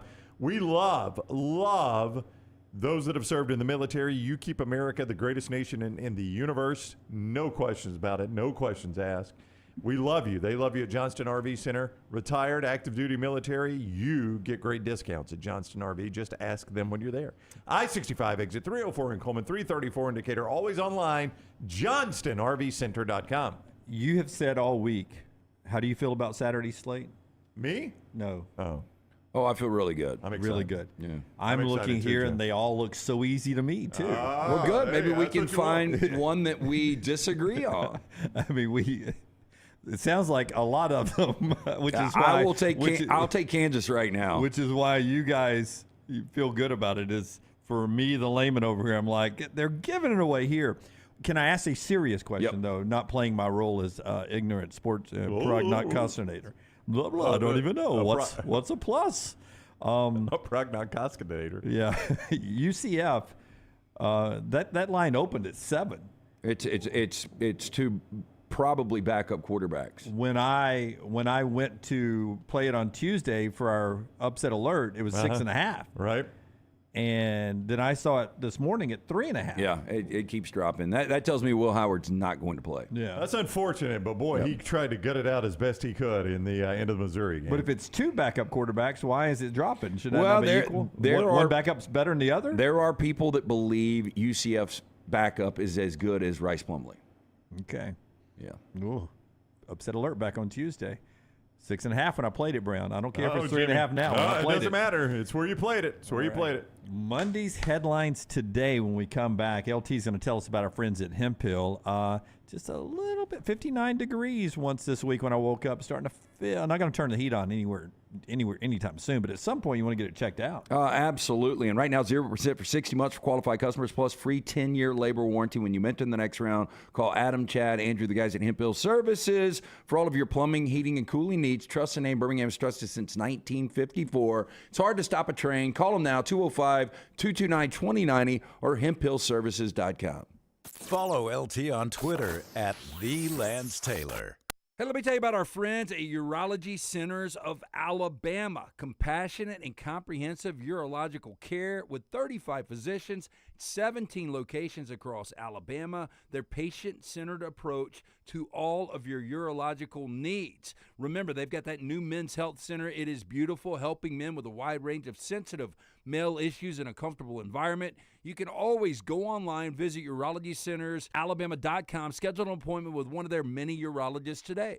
Football season is here, and Legacy Credit Card is just what you need to manage your spending safely and wisely. Credit cards offer better consumer protection against fraud when compared to a debit card, which is linked directly to your bank account. Legacy offers rates as low as 8.9% APR on credit cards compared to major card providers who advertise rates as high as 29% APR. Look no further than Legacy. Open a credit card online in minutes at legacycreditunion.com/join. APR's annual percentage rate, rates, and offers subject to change. See website for details. Federally insured by NCUA. It's NBA time, Birmingham, as we hoop it up with the New Orleans Pelicans and Houston Rockets, October 12th at Legacy Arena. Single-game tickets are now available. Visit BirminghamSquadron.com or call 205-719-0850 for more information or to buy tickets. And the game is packed with former local players like Herb Jones and Kyra Lewis Jr. and Jabari Smith, and other superstars like Brandon Ingram and Zion Williamson. You can also become a Squadron season ticket holder to get complimentary tickets to this huge event right here in the Magic City. The Pelicans preseason game in Birmingham sold out last year, so get your tickets as soon as possible. Do that online at BirminghamSquadron.com or by calling 205-719-0850. October 12th, it's the Pelicans and Rockets at Legacy Arena right here in Birmingham. BirminghamSquadron.com. The next round brought to you by the biggest and baddest track in NASCAR, the Talladega Superspeedway. The Yellowwood 500 NASCAR Playoffs weekend is coming up. You don't want to miss it. The action kicks off Saturday, September 30th with the Craftsman Truck Series Playoffs race, all leading up to the NASCAR Cup Series Playoffs on Sunday, October the 1st. Be there to see these drivers battle for 500 miles to survive and advance to the next round of the playoffs. Get your tickets now at TalladegaSuperspeedway.com. Again, that is TalladegaSuperspeedway.com. Hey, if you're looking for Birmingham's best pizza, you need to stop in and see our friends at Slice Pizza and Brew. It's as local as you can get, from the ingredients that go into every pizza to the beer on tap. For a great lunch or dinner, go see our friends today, Vestavia or Lakeview at Slice. Start your day online with our website, nextroundlive.com, for the latest videos, podcasts, and college football stories. It's also a great way to stream the show or shop in the Next Round store. Stay connected by visiting nextroundlive.com.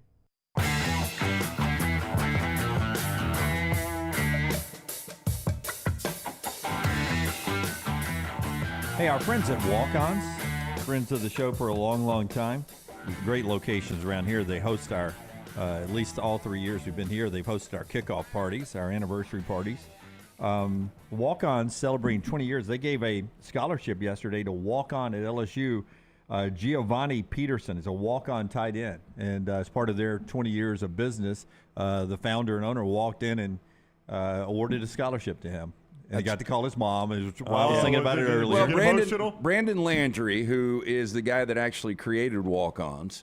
And I remember the first location in Baton Rouge, right by the stadium. I mean, that is a great game day atmosphere. That's where we saw your favorite band there. Better Than Ezra. Better Than Ezra, yeah. Drew Brees has bought into the concept, so they're your primary owners there. It's a great concept, though, and of course we love going. Have you had the Gator tacos? I have not yet. I have. They're good. They are incredible. Their Gator's good.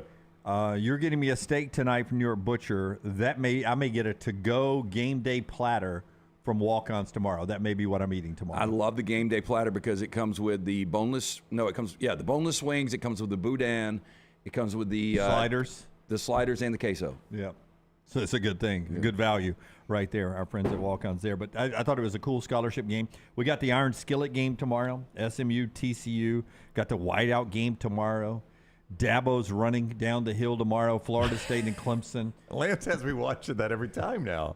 EG asked you the question last night. Would you come up with a total, put a number on of how many more games until he falls? I don't know if he's going to fall. I think he's going to be able to pace himself. Again, I think it would be comedy if he did take a dive. I mean, he runs full speed. He does. It is full speed. There is nothing left in the bag. Hey, Jay says, I want to ask Rockstar this. How Better Than Ezra Got Their Name is a great story. That's a true story I think I've heard, Rockstar, that they were playing in a music, like a contest. It was a, yep. And they didn't have a band name. And the guy's like, hey, we got to have a band name. And there was a band named Ezra playing. And he goes, I don't know, but we're better than Ezra. Yep. Yeah. That's the story, right? There's also a Norm Macdonald joke on the Weekend Update where he said, Better Than Ezra won Best Local Band again for second place. It's the third year in a row. Ezra. Yeah. That's a good joke. It is. But I'd heard that story, too. I think it's a true story. I've heard it so much, I believe it at least. And I think I'm right about this. New album out this year, or new music coming this year? Well, what I would love to do is a small documentary on Ezra and how bad they actually were. Where are they now? They never recovered. Our guitars only had 3 strings. We're just Ezra. The show being brought to you by our friends right there at Bromberg's LT. Tell us about Bromberg's. Family owned and operated since 1836. Our friends at Bromberg's have established that solid reputation as a fine purveyor of quality diamonds as well as jewelry, timepieces, and gifts. 2 great locations, Mountain Brook and the Summit. You can also view their online store today. Go to brombergs.com. A couple of things here before we do our headlines, just so I've written them down. I just want to spit them out to you. And in my reading and research this week, first off, Texas has lost 4 of their last 6 in Waco. 2 in a row, but 4 of their last 6 in Waco. It's been a house of horrors for them. They ain't got to worry about tomorrow. Yeah, I like them a lot tomorrow, but you're right. That is one place where they've oddly struggled. We mentioned that Florida State, LT did that. 2013 is the last time they won in Clemson. They went on to win the national championship that year.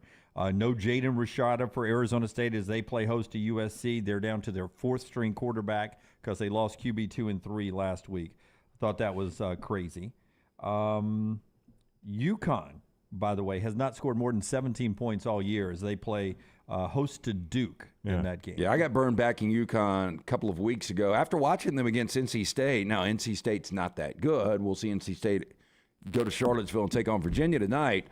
But I'm really surprised that UConn is struggling like this. I am too. I thought when they played NC State, I thought, okay, maybe it's a little bit better UConn team. They are not, by the way. And all the people that do this kind of research about how many plays and all this, Seth Emerson, Stuart Mandel, and Nicole Auerbach with a big piece at The Athletic. After 3 weeks and all the games, it comes down to 6 plays is lost, basically 3 from each side with the new clock rules.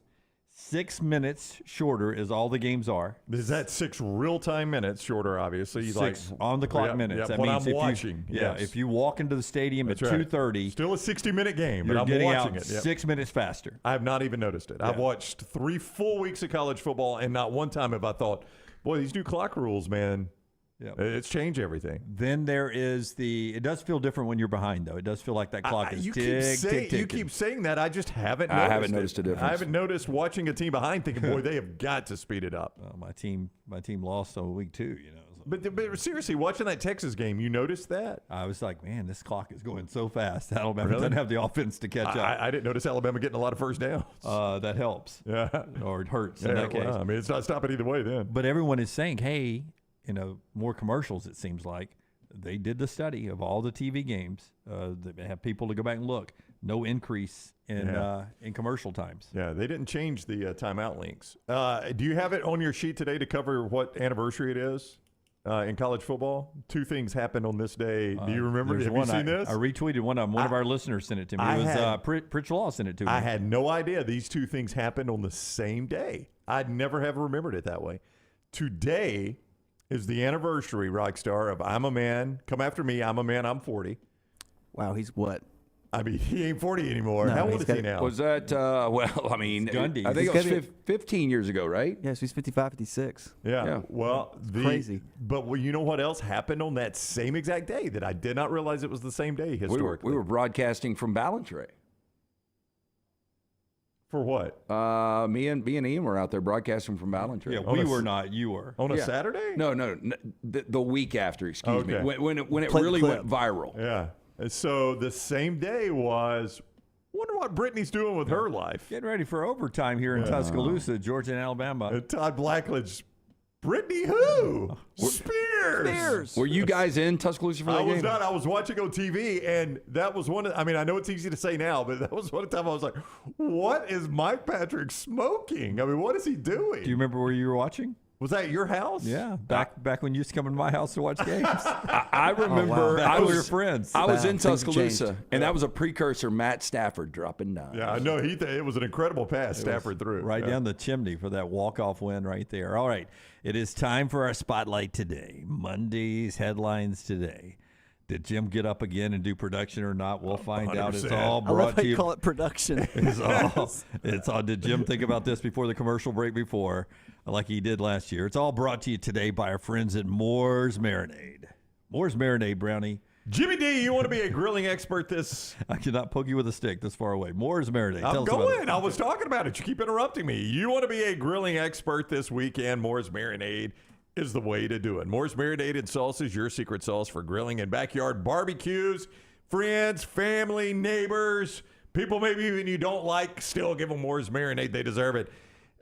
They are actually lower sodium than the leading lower sodium marinade, right? But you don't sacrifice any of the taste. They've still got that great hickory flavor for whatever you got on the grill. Burgers, chicken, steak, pork, even veggies. Moore's Buffalo Wing Sauce, too, adds the perfectly tangy flavor that keeps you licking your fingers even after the wings are gone. Dip it, drizzle it, slather in Moore's Buffalo Wing Sauce. Everything you eat, chicken fingers, burgers, sandwiches, pizza, pasta, tacos, fries, and more. See why grill masters prefer Moore's Marinade and Wing Sauces. Get recipe ideas, get grilling inspiration, get it all online. Moore'sMarinades.com. That is Moore'sMarinades.com. The College Football Spotlight. Like the game's already been played. Monday's headlines today. By the way, Moore's from right in Jasper, Alabama. Steakhouse up there is where it started. Yeah, our girl Blakeney Rowe. Her grandfather, I think, or uncle. Really? Yeah. I never knew that about Blaney. Yeah. So it was just the steak sauce in a steakhouse in Jasper. I think it was Uncle Skeeter. They're like, you ought to bottle that and sell it. Yeah. And they're like, okay. And it grew and grew and grew. Let's go with me first, Rockstar. I've been talking about struggles. Is this produced? Struggles there in Texas A&M with their defense. their defensive coordinator is DJ Durkin. Durkin, yes. Durkin off again. Of course. Aggies D makes Thorne pain in Jimbo's ass. I like it. Auburn Durkin off. 30, A&M 27. What does the story say by College Station, Brownie? Can you read that? Is that the extra story? Oh, no, College Station. I can't believe I actually got up early to do production for this 2 weeks in a row. No way it'll happen next week. Remember, Jim Shorts. The other stories. Brown Bandit pick extends to 2 segments. Yeah. Making the headlines. I like the spelling. You got it right, but I don't like bullets, balls, exploding latest dog crisis. He's just got an empty sack that he just drags around. It's very unfortunate. And he split his junk yesterday. He's getting picked up from Dr. Rab Stewart. Well, Big fan of the next round, by the way. That was my point. That was my point, is that he had a little incident last night, the latest in the dog crisis. Yeah. You know how the Tennessean has a reporter now that is traveling with the Taylor Swift concert. That's right. Who's the Pedro Gomez of Bullet? Dunaway Digest has a reporter specifically for your dogs now. There's a story every week on your dogs. That's Durkin off again. That's good, Jim. Texas A&M just misses defensive points again. Auburn pulls the upset. Right. You want me to go next? Sure. I'm going from the Tuscaloosa News. Alabama runs the train. Blank space remains on Kiffin resume as lane train derails. The lane train derails in Tuscaloosa. Oh, two really good ones so far. Yeah, what are the sideline headlines, though? Well, the Brown Bandit robs Vegas blind again this week. Manhunt on for the man that can't be beat. And in back-to-back weeks, dogs have completely ransacked the home, and the owner is completely unaware because he's watching the Rams. Nope. They're going to be at boot camp this Yes, weekend. yes. Kids are away. Back-to-back weeks, apparently, though, it's happened. Kids are away. Yeah. Romance in the house. Right. I'll go now. This is from the Texan S&M. Jimbo's boots were made for whooping ass. The Texan S&M. Look at you, You freeze. Bobby Petrino. What do you have his readers on for in bed? Oh, he was coaching a game. Yeah. You don't remember that? Oh, He's yeah, calling I guess he was. plays. Yeah. Wasn't he in a dental chair one game and then that was the next game. So he was in the press box in a hospital bed for one game and then a dental chair the next one. I think it's the first time I've never. I forgot about that with you, Freeze. Yeah, I was at Liberty. I think they were playing Dino Babers and Syracuse because at the end of the game, the TV shot, you could see the light onto the booth with him laying in the hospital bed, and Dino, instead of shaking hands, Dino Babers waves at him, and Hugh waves back. And what's now is on my Google search history. I had to find GIMP suits, so there's going to be 2 GIMP suits on my Google search history. But you've got them doing the Texas A&M poses. Yeah. How did that happen? I've never that's just seen how they were naturally modeled. Oh, It was just okay. luck. I've never seen a GIMP suit with shorts. His breasts are available too. That's a male. Yeah, the functionality of that outfit.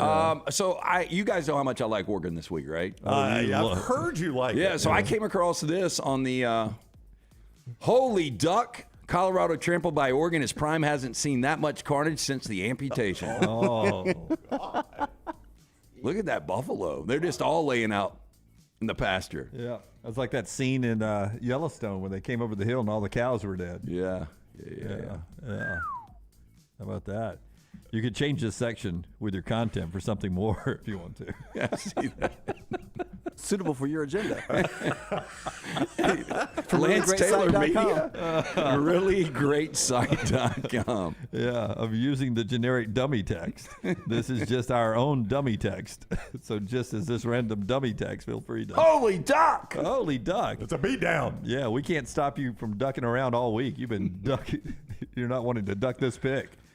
Again. Are we to USC, Utah, NC State, Florida State levels yet? Yes. That's where we are on this game. Yes. That's a 10-unit pick. Yep. 10 units. I don't feel like we've ever had a 10-unit pick before. Patrick in the Vulcan Tire and Automotive chat room, how high would Colorado go if they pull the upset? They're going to be close to the top 10. And again, I will book a ticket to Denver next week for that game. If Colorado pulls the upset? Yeah. Where are they right now? Where's Colorado ranked? They're 19th. They would skip at that point Duke, North Carolina, Oklahoma, Ole Miss, Oregon State, Alabama, LSU, Utah. Oregon is 10th. Well, Ole Miss or Alabama loses, Oregon loses, so there's 2 spots they would jump right there. They would jump the loser of either one of those games. Or both of LSU's those already games. lost once. Yeah, they could. This is going to be a bloody Saturday, I think. They could potentially get in the top 10. If they do beat Oregon in Oregon, I would say they're up to number 10. Yeah. I could see that. I would say and I would have no problem with that. No, not at all. Either at this point. Not at all. Hey, part of the show today being brought to you by our friends at Dobel Diamante Tequila, the Maestro Dobel Diamante Tequila. It is the most unique, 100% natural, made with 100% pure agave tequila. The whole process is just so designed to increase the flavors and the aroma of this crystal clear tequila. All I can tell you is that I'm not a tequila guy. When it just drinking it over ice, don't usually like it. Until I got Maestro Dobel Diamante Tequila. So crystal smooth in flavor that I just poured over ice and just sip it. It is that good of a tequila. Imagine it in your margaritas, in your drinks, or throwing back shots after a big celebratory win in the locker room. However you want to enjoy it, it's our friends at Maestro Dobel Diamante Tequila there. So there's our Monday's headlines, the spotlight right there as we get ready for another big week. Sad news, though, that we have not touched on yet from the National Football League. Trayvon Diggs blows an ACL in practice yesterday. Day after his 26th birthday. In practice, of all places. Awful. If it's awful anyway, but if it happens in a game. ESPN stats, last 3 seasons, no cornerback has graded better than Trayvon Diggs. Trayvon tweets out with a great photo picture with the sun shining there into Dallas. Thank you for all the prayers and appreciate everyone for checking in on me. This is just God's plan. I will be back and better. Hard to imagine better He's been great for 3 years. ESPN Stats says he's the best DB. 15 interceptions, tops the league in that time. This year, he's got 1 interception, 3 pass breakups in 2 games, and has only allowed 26 yards passed on him this season. I don't want to take any shot because he is one of the best corners in all of football. He's a guy that not only is a lockdown guy, but he also makes plays. I forgot how many, not only interceptions, but return for touchdown interceptions. But he's gone against Daniel Jones and Zach Wilson. I was about to say, and this week, by the way, they get Arizona. I mean, it has been such a favorable start for them. This will be the worst quarterback they've seen. Yeah, I mean, it's such a favorable start for that schedule. But in week 5, I think it is, the Sunday night game is the 49ers. How excited will you be for San Francisco and Dallas? It's going to be incredible because everybody talks about those are by far the best 2 teams in the NFC right now.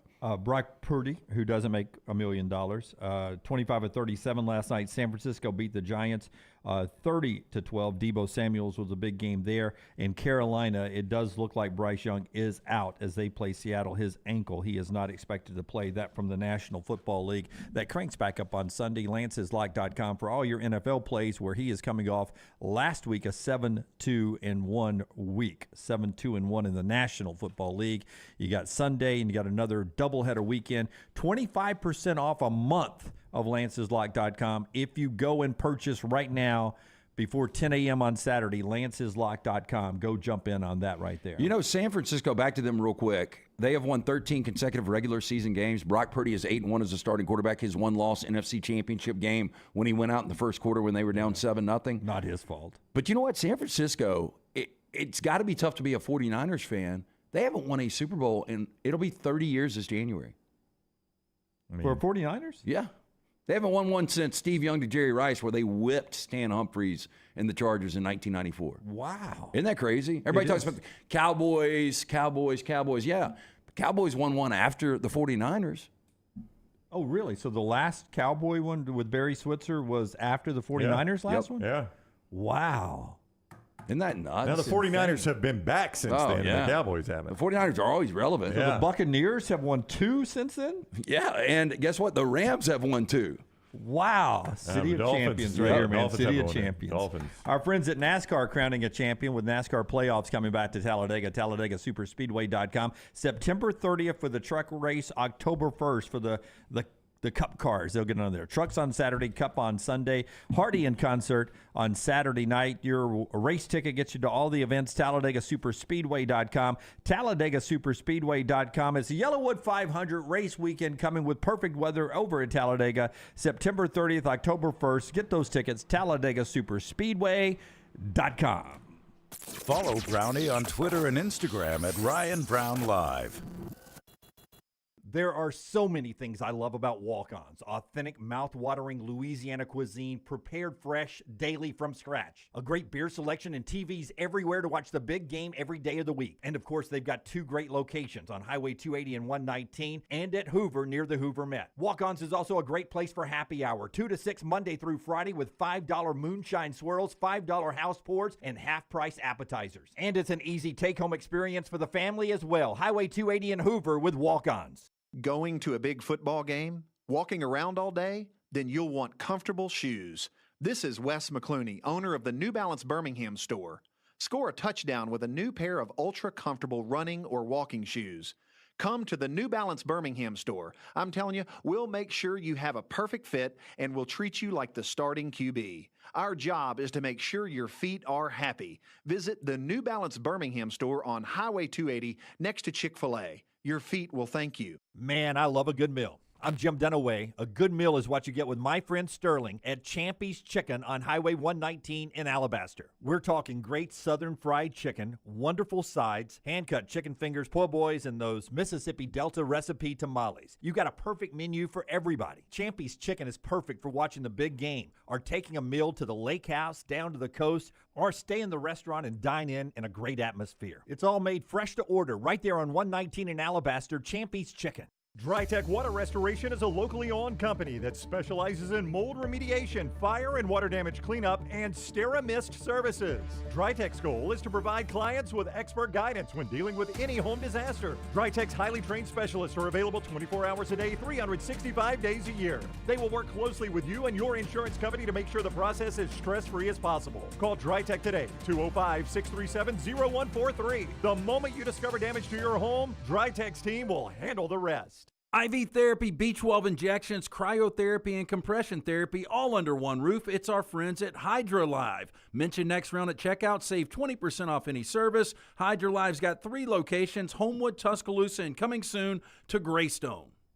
The wait is over. Tonali has arrived. Beautifully distinctive Italian styling and performance. Come test drive the all-new 2024 Alfa Romeo Tonali plug-in hybrid at Alfa Romeo of Birmingham. The all-new Tonali offers best-in-class horsepower and torque, fastest 0 to 60 times in its class, plus best-in-class range with full electric charge. And best of all, qualified Tonali leasees are eligible for up to $7,500 EV tax credit factored into your lease. Hurry down to Alfa Romeo of Birmingham and experience the all-new Tonali. The Next Round Golf Cart is here. Your chance to play 4 area golf courses for just $89. Get 18 holes in cart at Limestone Springs, Cross Creek, The Meadows, and the newly renovated Woodward Golf Club. A $247 value for just $89. Get your golf cart now at nextround.store.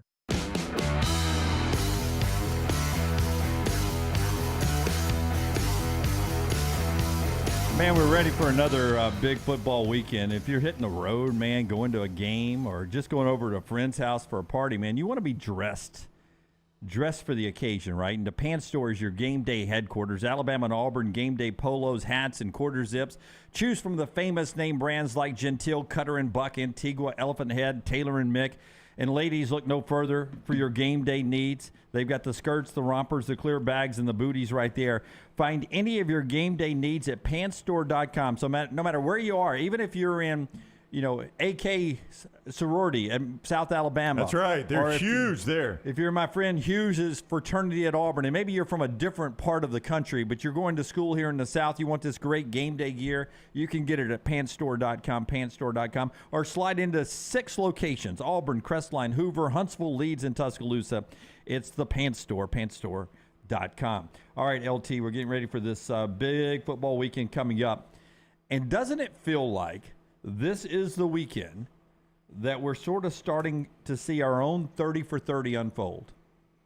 If I was a 30 for 30 producer, I'd go ahead and be scripting this thing out.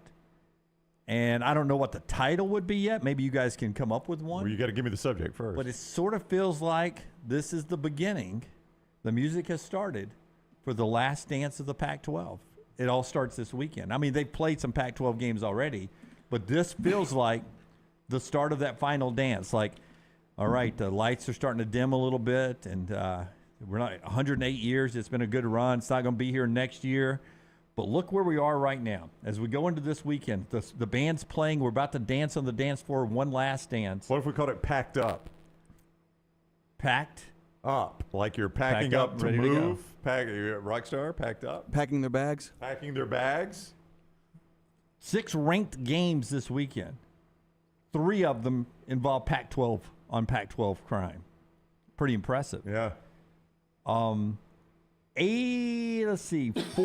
8 Heisman favorites. 4 of the 8 Heisman favorites are Pac-12 quarterbacks. And then 8 top 25 teams as we start this weekend. Yeah, this feels like the start of the last dance, the 30 for 30. You could have 5 in the mix. If Cam Ward continues to play like he is playing, they beat Oregon State. I think you've got 5 Pac-12 quarterbacks. I would love if the Pac-12 got multiple teams, the college football playoff, and they had 2 or 3 Heisman finals. You know, the irony in all of this, and this is a potential scenario that I'm about to give you right here. The irony in all of this is the Pac-12 in the entire college football playoff era has grasped for any sort of, what's the word I'm looking for? Like traction? Relevance? Relevancy. Thank you, Lance. Relevancy. The entire college football playoff era, they've tried to get any relevancy. And in their final year, is it so tough that they can't even get in the playoffs? What if I told you? After 108 years, yeah, we finally belonged. But here's the thing: the 1 year where actually they're now relevant. They're finally relevant. Have they gotten too relevant? Has it gotten so hard that nobody is going to escape with just the single loss? You got a bunch of 2-loss teams. It's going to be tough. I do think a 2-loss champion, depending on what happens in other conferences, if we watch these Pac-12 teams look as good as they've looked, I think a 2-loss team can get consideration this year. I think it's going to be a crazy year. I'll tell you this, the winner of Oregon State, Washington State, I'm pulling for that team outside of USC all year long because they've got no home. Vulcan Tire and Automotive Vulcan Tire and Automotive chat room. Patrick says the band is off the field. Well, that's not bad. Caleb, pack up and move on. Paul says, using like the Pac-Man icon, the video game, Pac-12 man gobbled up. Pac-Men, one last ride in the West. You don't like any of those? We're getting a little wordy there. They generally go shorter on the titles. It's so hard to do these. Like Pony Excess. It's just going to be hard to beat that title for 30 and 30. Pony Excess. That was such a good title for one. And if they're good again, they can do the second one, and the excess would be ACC. Party Access. Yes. They could do far less compelling. F with the little symbols, Larry Scott. They could do that, yeah. Boy, he shoulders all the blame for you. He was the original contract for the Pac-12 network.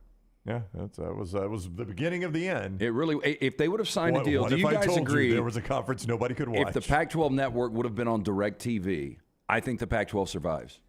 I really do. That is really hard to say. They would have had a better shot at surviving, though. I would agree with you. It is hard to say, LT, because we had lunch yesterday at a local establishment, and on the television up there was the Pac-12 network.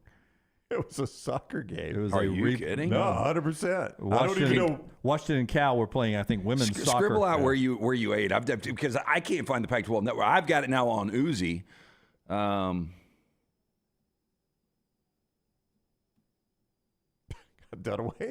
Dunaway's writing in cuneiform. You can do the menu?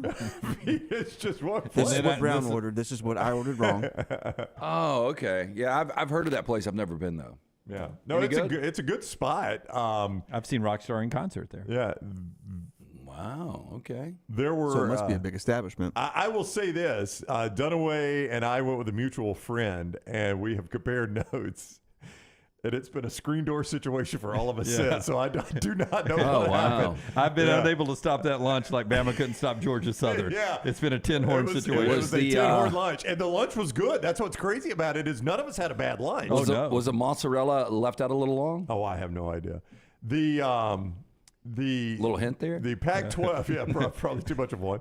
Like I could go back into the film room right now, Brown. The Pac-12 network did not help the fact that you couldn't watch a lot of their games, but there were other things that stacked up that made this inevitable. Well, and look, and the Pac-12 just hasn't really been good. You've had two teams that have gotten to a college football playoff. In Washington, they got run. And then Oregon actually played for a national championship, but they lost. But that's been it. They've been a blip on the radar. No, but this is the 1 year where they've got some relevancy, and you just wonder, is it too difficult? USC is probably the best team in the Pac-12, right? Yeah, I think we they are. don't really know what they are because they haven't played anybody worth a crap. But boy, they're scoring a lot of points. But Dunaway, listen to this stretch for USC. If you think USC could skate through this thing undefeated, that they ought to be the number 1 seed. At Notre Dame, Utah, at Cal, Washington, at Oregon, UCLA. That is how USC finishes the season. That is a brutal finish to the season for USC. I could easily see them as a 2-loss team, and being the best team in the conference as a 2-loss team. Will says packing it up with the PAC-ING it up. Packing it up. It's really good there. So, all right, tell us, LT, about our friends at Chicken Cock, and we want to hear a little bit more sound bites. Here's what's still to come on the show, though. We've got, we'll play Contender or Pretender to start the final hour, and then get to Rockstars Playhouse in that segment. Pre-produced, sort of a short film. Yeah, that's coming up a little bit later on. This has been heavily sold to me, Rockstar. I'm very curious what it's going to be. Yeah. Yep. I wouldn't call it heavily sold. Lunsford says it could be good. That was Lunsford's. Lunsford gave it maybe a thumbs up. Lunsford got in what we call the production game. Yeah. I've talked to multiple people. You've only talked to Lunsford. It has been heavily sold to me. All right. Number 12 yesterday, I think, might have tipped it off. So that's coming up in the next segment. Then we'll do trash. And then our final segments, we'll give you our pick threes. You can go play it right now, nextround.store. Remember, you got to go 3-0 to get a ball in the bucket. Without a ball in the bucket, you're not in the drawing at the end of the year for the big prize. And, of course, more balls in the bucket, better chance you have of winning the big prize at the end. Tell us about our friends at Chicken Cock.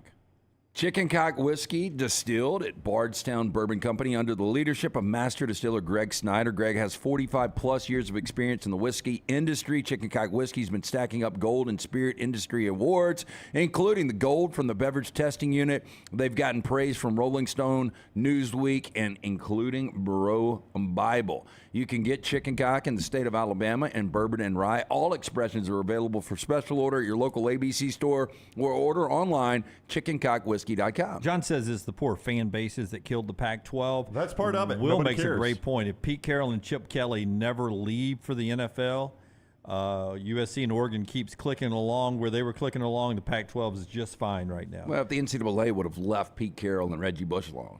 So Reggie Bush got a house. What's the big deal? Yeah, what's the big deal now? Rockstar, give me cut 8 and cut 9 as we get ready for the big one. I mean, this is 11 o'clock, and I don't think Fowler and Herbstreit are doing this game, Brandy. I think Fowler and Herbstreit are I'll check in the commercial break. I think Fowler and Herbstreit are doing this big weekend. I think they're doing Arkansas LSU. Wow. There's no way. Why? Arkansas LSU, 6 o'clock ESPN. So game day is in South Bend, and right. that's an NBC game. So Herbstreit's got to fly somewhere. Yep, and the Florida State Clemson game's 11 o'clock ABC. Right, so they're definitely not doing that one. Yeah, or he could just be not on game day and do the most important game on the ABC ESPN platform this weekend, but they're choosing not to do that. Auburn, Texas A&M, Florida State, Clemson are right there. In that 11 o'clock window out of game day, which is in South Bend. I think Fowler and Herbstreit are doing Arkansas and LSU, which would be shocking. But if you look at the nighttime window, I do not think they're doing Texas and Baylor, which is the other one. That's Luganville. I definitely know that's Luganville, yeah. So remember, the other big games are NBC and CBS, the Ohio State, Notre Dame, and Iowa, Penn State. Boy, Fox dropped the ball on Oklahoma, Cincinnati. They're doing Arkansas and LSU, yeah. Yeah, that's crazy. That's where Fowler and Herbstreit are. Arkansas and LSU. If I was Herbstreit, I would have said, tell you what, you got McAfee. I can join you for a couple of hits on game day, but my ass is going to be in Death Valley for Florida State and Clemson. Yep.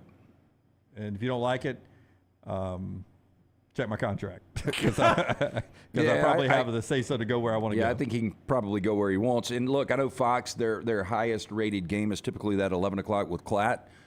But I think they made a mistake. I don't know how you do the West Coast at 11 o'clock. I know it's difficult to do, but you have two primo matchups. Yeah. I mean, you could be Colorado, Oregon on ABC at 2:30. I know they like to be prime time, but Colorado, Oregon, they could have sat there, and that could be the Fowler and Herbstreit game. Fowler's Colorado ties. They get to see Oregon, Colorado. Well, they dropped the ball last week going to Boulder instead of waiting this week to go to Eugene. You were talking about ESPN? Well, they had to go to the Ohio State Notre Dame game. It's two brands, too big. Yeah, I guess you're right. You got to be at that one. Yeah. All right, here is Mike Norvell, who is trying to do something that hasn't been done at Florida State since Jimbo Fisher, and that's winning Death Valley against the Fighting Dabos. Here's Mike Norvell. I mean, everybody knows it's a big game. You got a team that's, the last however many years, has pretty much led the ACC and how they've played and what they've done. But I'm not sitting here just talking about Clemson. I mean, it's about us. It's about how we play, what we're able to do, and how we're able to execute. We know they're talented football team, and this is it's going to be a great atmosphere. It's going to be a great an exciting. Game to be able to play in, and I don't think there's going to be a whole lot of motivational talks needed, but I'm sure going to give them, and because I just want our guys better than they've ever been. Yeah, they were really good against LSU. Yes. Yeah, I got no feel for this game. I really don't. Clemson has been, the one game that has really mattered, they played awful in. Everything else has been a scrimmage for them. Florida State looked great in a game that mattered, and then a game they should have blown a team out. They had to fight tooth and nail just to win. I cannot get a feel for this game. Well, I can tell you this, that Dabo Swinney has dug out his old hat that he used to do when he was building the program at Clemson. None of the clean hats. He's brought out the old dirty hat. You ever seen the College World Series Is teams? this a figure of speech? Because Dabo wearing an old dirty hat would really not surprise me at all. Are you just making a figure of speech? It looks kind of dirty. I like that hat. Have you though. seen wait, I didn't see the photo here. Have you seen the College World Series? By the time the really That's right. good pitchers, they get there and they got all those sweat stains on the hat. They dirt work their everywhere, ass off to get to tar. Omaha. Yep, all. Dabo used to work his ass off building this program, and he dug out that hat this week in practice, and he's challenging his offensive and defensive line because he says that is how Florida State has evened the playing field in this game. Oh yeah, I mean it's a different ball game. They had 2 or 3 years there where defensively they looked the part, but they were struggling up front in the offensive line, and those days were gone. They got a big strong group of guys. They've got depth, and they've done a nice job. I mean, putting it together and coaching those guys up. They play physical. I think the style of play has been good for those guys as well as they've developed. But you can tell. I mean, it's just complete. You don't have the type of success that they've had offensively if you're not good up front. A little quiet Dabo. Back to work Dabo there. Here comes Clemson. Hey, by the way, that is an old hat. Listen, if you're buying stock in somebody, hopefully you sold Garrett Riley before the season started at its peak. Because if they lose on Saturday, that Garrett Riley stock is the NFT crash. Well, the crazy thing is, you have one playmaker on that offense in Will Shipley, and he's not getting the touches. Yeah, well, you can't get them all, LT. That would be predictable. Well, there was a video that a lot of people I thought made too big a deal about of him getting on C.J. Spiller, who's the running backs coach now, because he didn't get the ball. He almost got in on the goal line, and then they called another play, and he didn't get to score, and he went over, and he and C.J. Spiller, it got moderately heated. It's a competitor, and everybody's like, oh, this is he's blowing up on his coach. He didn't blow up on his coach. Right. That was so taken out of context. And CJ could tell him to take a Coke, have a Coke, and sit down and have a Spiller's smile. Pretty because good running back. Spiller could get it done. But he's gone from 17 to 9 to 10 carries. He has yet to have a touchdown this year. I think that was part of it. Yeah, because they've got some offensive problems, especially at quarterback right now. Who's got to play better if they're going to beat Florida State. Top of the hour, we'll talk more college football. Get to Rockstars Playhouse when we're coming back. The show being brought to you by Hydra Live. Our friends at Hydra Live, the weekend is here. If you're heading to Tuscaloosa for the big game against Ole Miss, you can stop into the location there. Of course, 2 locations here in Birmingham. The newest right there, Douglas Baker Boulevard in Greystone. There's also the Homewood location. They're open 7 days a week, 9 a.m. to 6 p.m. IV therapy, B12 injections, cryotherapy, compression therapy, all under one roof. Mention Next Round at checkout. 20% off any of the great services. If you can't make it to Hydra Live, a nurse can come to you. Go to hydralivetherapy.com for more information. Follow Dunaway on Twitter and Instagram at Jim Dunaway. The extra hours of sunshine are back on the clock, and that means it's time for golf at Timberline, a short drive from Birmingham or Montgomery. Go to timberlinegc.com, timberlinegc.com to book your tee times, schedule a lesson, or just drop by and use the TrackMan technology on the driving range. The course is always fun, in great shape, and you can even become a member. Get all the details at timberlinegc.com. It's time to get your golf on with our friends at Timberline. The next round is brought to you in part by the biggest, baddest track in NASCAR, Talladega Superspeedway. This beast is 2.5 miles of nothing but pure speed and always puts on a great show for the fans. The Yellowwood 500 NASCAR Playoffs weekend is coming and you do not want to miss it. Saturday, September 30th is the Craftsman Truck Series Playoffs race, followed by Sunday's Yellowwood 500 in the NASCAR Cup Series Playoffs. Be there to see drivers battle 500 miles to survive. Get your tickets now at TalladegaSuperspeedway.com. Do you need extra cash handy? Look no further than Legacy Credit Union for whatever loan your lifestyle requires. It only takes a few minutes to apply and request the amount you need to give you peace of mind. With affordable low rates and manageable payback plans, a Legacy Lifestyle loan is crafted just for you. Apply online today at LegacyCreditUnion.com/join. Lifestyle loans from Legacy. Terms and conditions may apply. Legacy is federally insured by the NCUA. This is for the men who never settle, the ones who miss the fairway all day and still pull out the big stick, the type of guys who will always prefer to be behind the grill than in front of the camera. and the men who never let their friends forget about a high school nickname. This is the Lodge mentality. This is Twin Peaks. Who wants to settle for a single TV? With more TVs, bigger screens, plus our fabulous scenic views, there's more to watch at Twin Peaks. As summer bids adieu, get ready to welcome the arrival of fall. But hey, it's not just football season making an entrance. In the world of pest, it's fall invader season. Hold on tight, because we've got 4 major troublemakers stepping into the spotlight: box elder bugs, kudzu bugs, ladybugs, and stink bugs. These pests don't just knock, they barge in like they own the place. But fear not, dial up Wayne's Pest Control now, 865-588-6686, and show those fall invaders who's boss. Don't let pests crash your fall. Take charge today. IV therapy, B12 injections, cryotherapy, and compression therapy all under one roof. It's our friends at Hydra Live Therapy. IV therapy treatments are packed with nutrients to increase energy, reduce stress and anxiety, and boost your immune system, and more. If you mention the Next Round at checkout, save 20% off any service. You can join the IV League today. Members are rewarded with deep discounts. Make sure you ask about that. Hydra Life Therapy open 7 days a week. Homewood, Tuscaloosa, and coming soon to Greystone. Jim Dunaway, Lance Taylor, Ryan Brown, and Rockstar. Live from the Birmingham Racecourse Casino Studios, the Next Round, presented by Bud Light, is on now. All right, Champy's Chicken this hour, every day on their show since we started. It's been the 11 o'clock hour. That's because it's the greatest chicken in the world.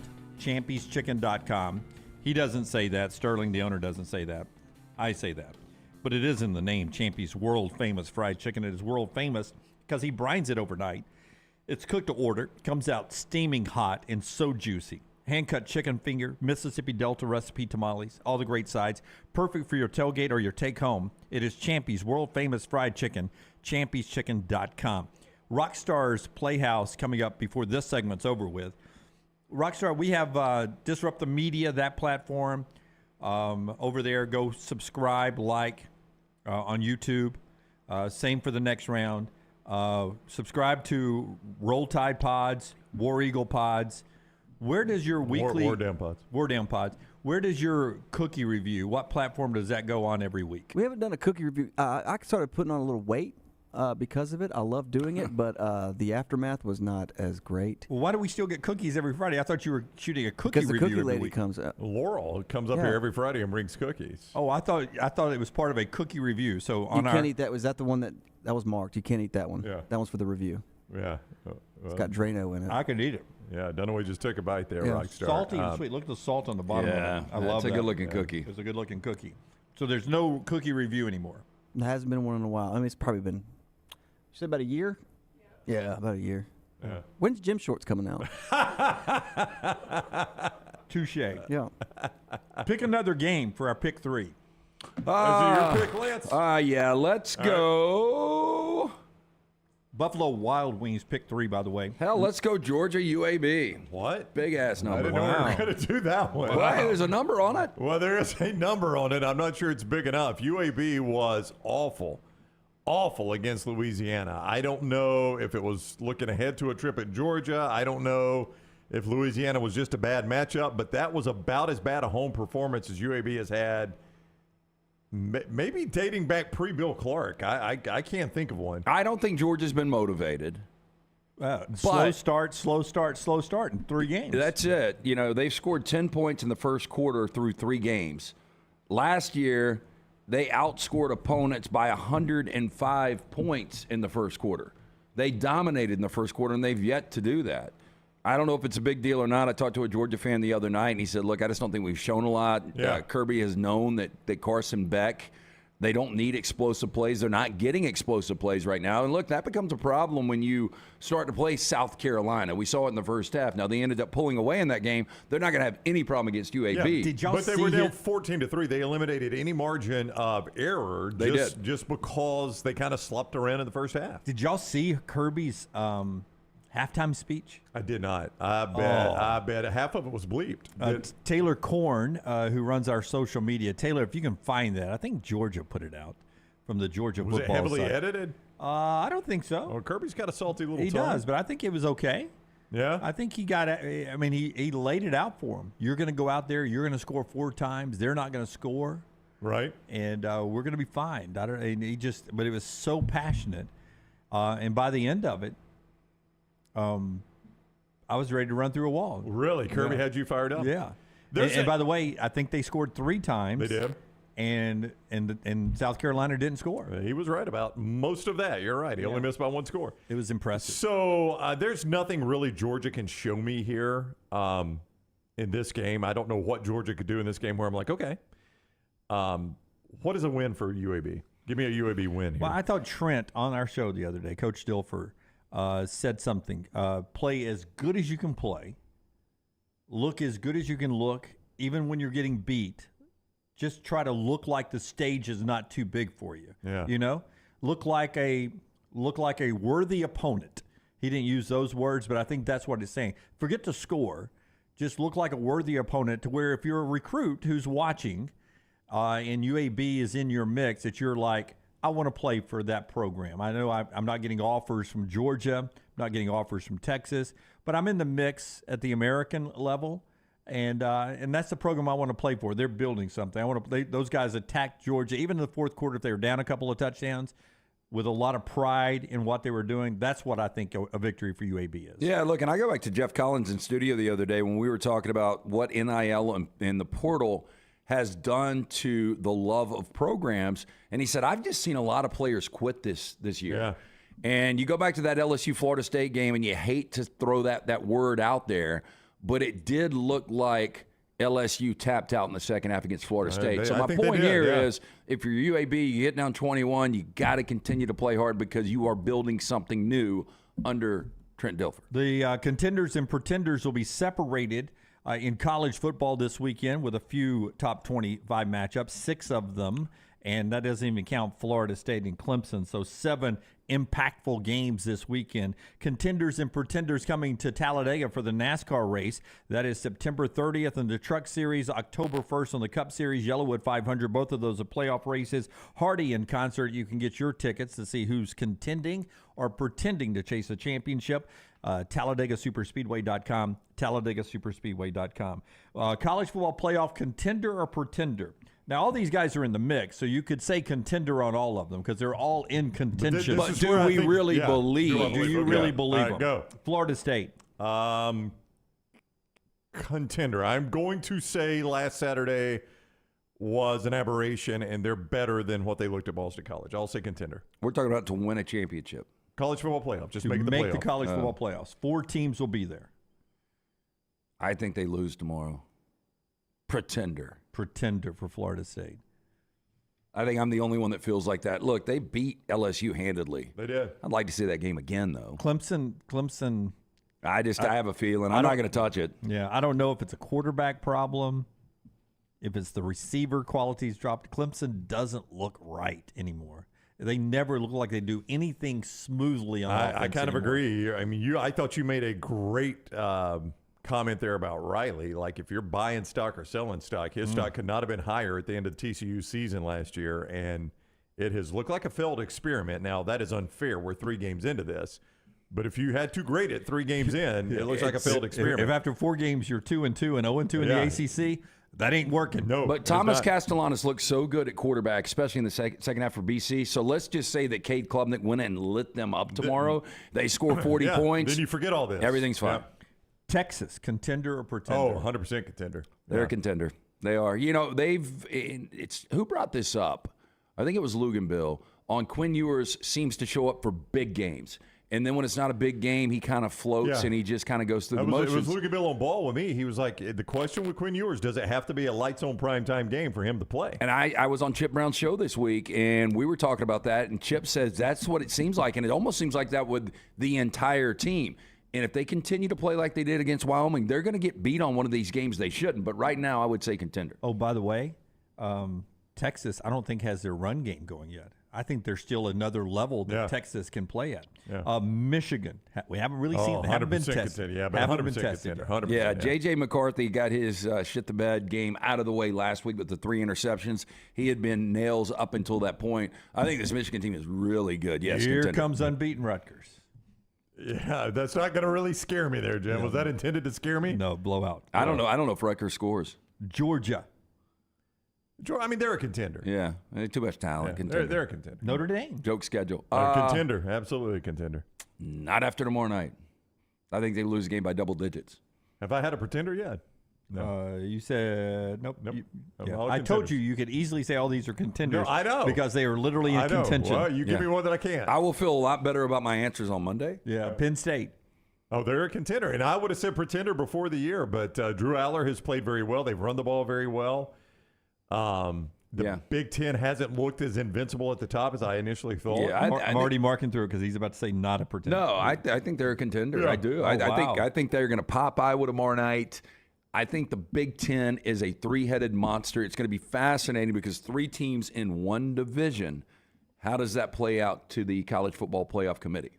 The only thing that keeps this guy from being perfect in Lance's eyes is that it's purple and gold and not Ram blue and gold. But Washington and Michael Penix Jr., contender or pretender? They're a contender. Yeah. You asked me earlier, maybe you did, is USC the best team in the Pac-12? And I'd like to say yeah.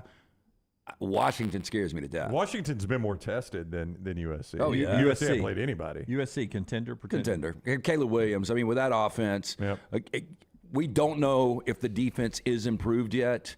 The defense ultimately will lose them a game or two, but their offense can absolutely score with anyone. You guys have already answered Ohio State. Y'all feel good about Ohio State. Yep. I assume you do too, Brandy. What about Oregon? What about Oregon? Contender, pretender? I still think they're a little bit of a pretender. I don't know that I would go. I mean, they're obviously a contender right now, but I think when it all comes out in the wash, I think they'll be a pretender. Yeah, I think they're 10-2 or 9-3. Yeah. Now, after watching them tomorrow, people are going to be like, Bo Nix is a legitimate Heisman finalist because they are going to light up Colorado. Can you get a feel where Lance stands on this game? Utah. Give me 2. I'm going to say pretender, huh? Give me 2.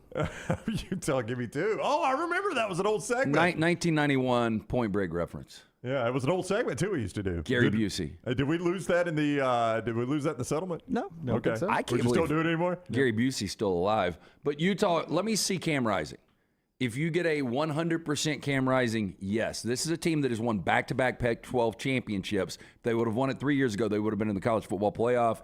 Really, really good Utah Pretender. team. Ole Miss. Cam Rising or not pretender? No. Oh, total pretender. Clown. Yeah, total pretender. Oklahoma.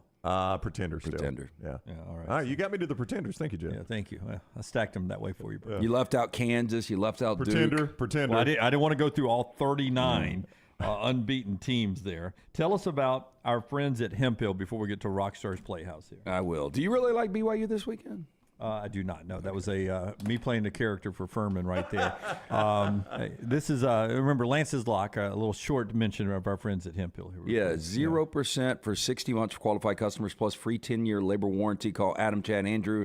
The guys at Hemp Hill Services. Hard to stop a train. 205-229-2090 or hemphillservices.com. By the way, Nick Saban, last night, our head coach, talking about the practice. Tyler Booker and Jaheim Otis, they've had no problems with practice. They're still day-to-day. We'll see if they play for Alabama's big game. Jalen Milroe is starting.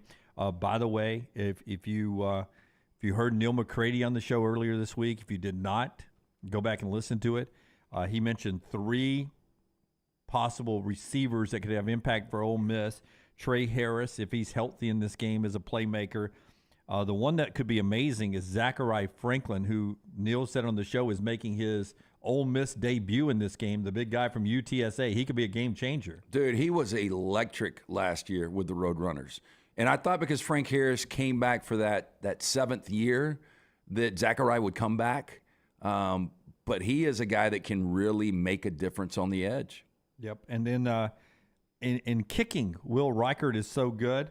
But remember, Caden Davis is the kid that hit the big long one against Tulane at the end there, sort of a pressure kick that I think helped bettors everywhere in most places. So well, it certainly turned in the right direction. Yeah. And it was I was a little surprised Kiffin even kicked it, to be honest. It was 57, wasn't it? I think it was. Yeah, it was. Yeah. I'm glad he did. You know, it's one of the things we didn't bring up with Georgia and talking to the Georgia fan.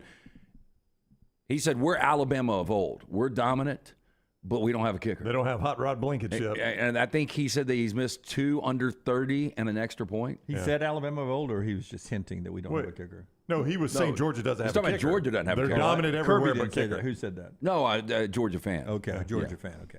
I wanted that clip if Kirby had said it. I was going to say, I think you got a deep fake there. No. Well, Dabo said it, didn't he? Yeah. All right. Rockstars Playhouse is brought to you every week by our friends at Storm Restoration Roofing. Greg from Pell City. He loves this segment. You can just see Greg laughing as Rockstar does his thing. Comes down off the roof to listen to this segment every week. He gives you that free no-cost roof inspection. 205-542-3531. 542-3531. He goes up on that roof. He inspects that roof free.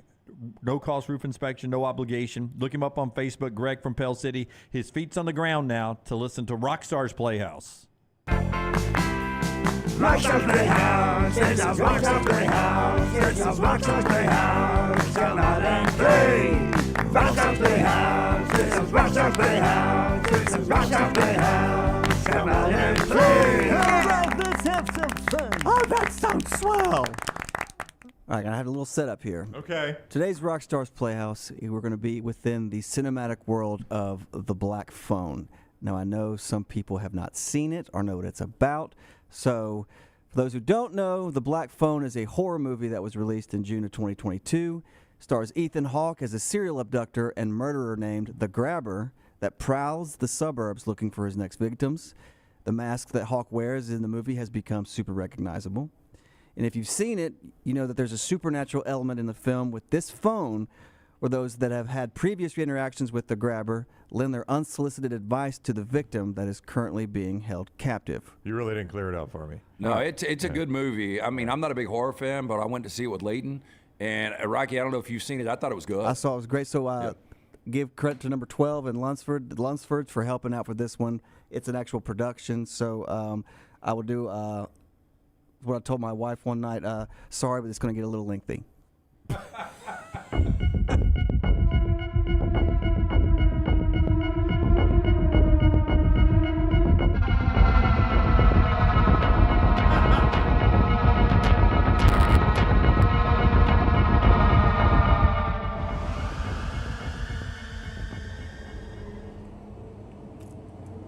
That's Lane Kiffin.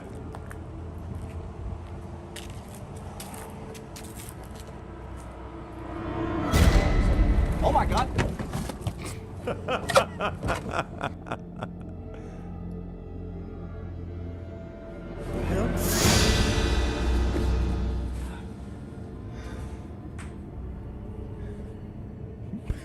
the hell am I? What the hell is this? Door. Hey! Hey, let me out! Help! Hey! Hey! What the hell is this? Who are you? What am I doing here? You need to tell me why I'm here. I'm not going to, so quit asking. Nick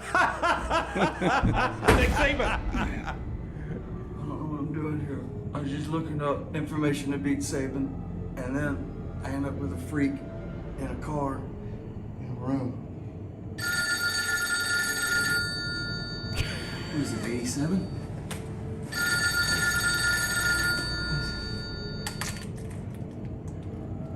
Hello? Hey, is this Lane? Yeah. Who's this? Hey, this is Jimbo Fisher. Shut up. Hey, where am I? Listen, you're in Nick Saban's basement. It'd be nicer than this. Listen, you looking for a key to beat Alabama? Well, I'll take one, yeah, sure. What do you got? The key to beating Alabama? Get yourself a real nice guaranteed contract, a big fat one. Then you'll be motivated to get that one win so you can keep your sweet job there. Whew. That sounds stupid as hell. I think I got it. Call back another time.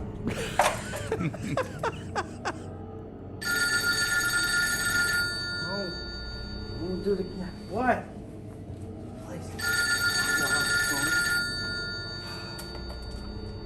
Hello? Who is this? This is Coach O. Coach O, you with Jimbo? I ain't with no Jimbo. What do you want? I hear you're looking for a way to beat Saban. Yeah, what do you got, Coach? You got some tips for me? Listen, what you need is a generational transfer quarterback to come in and play.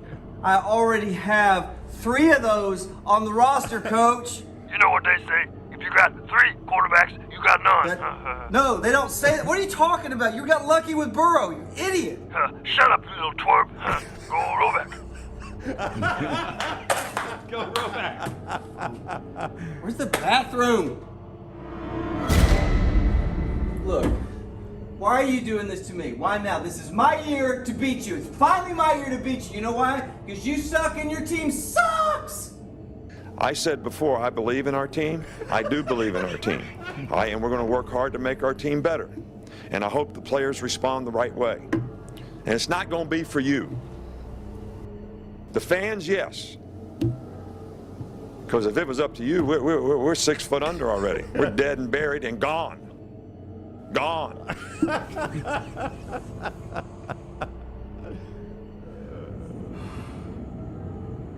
Dumbass left the door cracked. Told you he was getting crazy, the old man. Coach?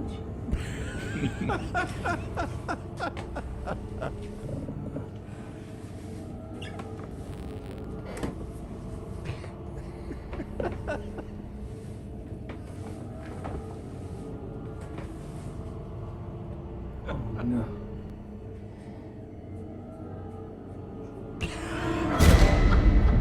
What? That's creepy Saban. He's waiting on me. Oh, hell no. I'm going back to the Waffle House phone.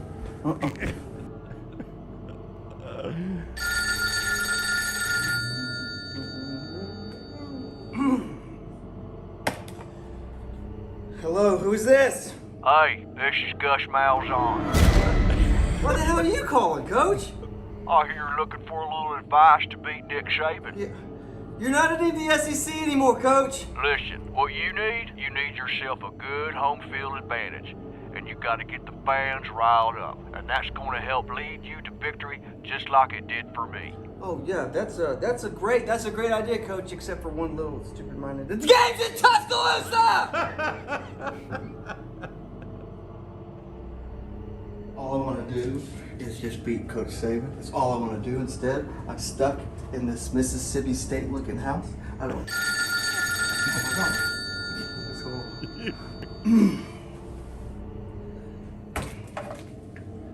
Hello, who's this?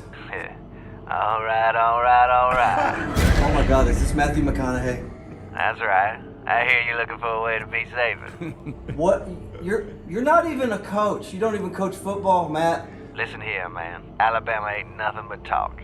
Saban's lost his fastball. He ain't got nothing for you except the intimidation of his past. All you have to do is you just gotta show up on Saturday and you gonna get that win. Oh my God. Oh my God, you're right. I don't need this. I don't need that. He's right. All I have to do is show up. Oh my God. This thing's been here the whole time?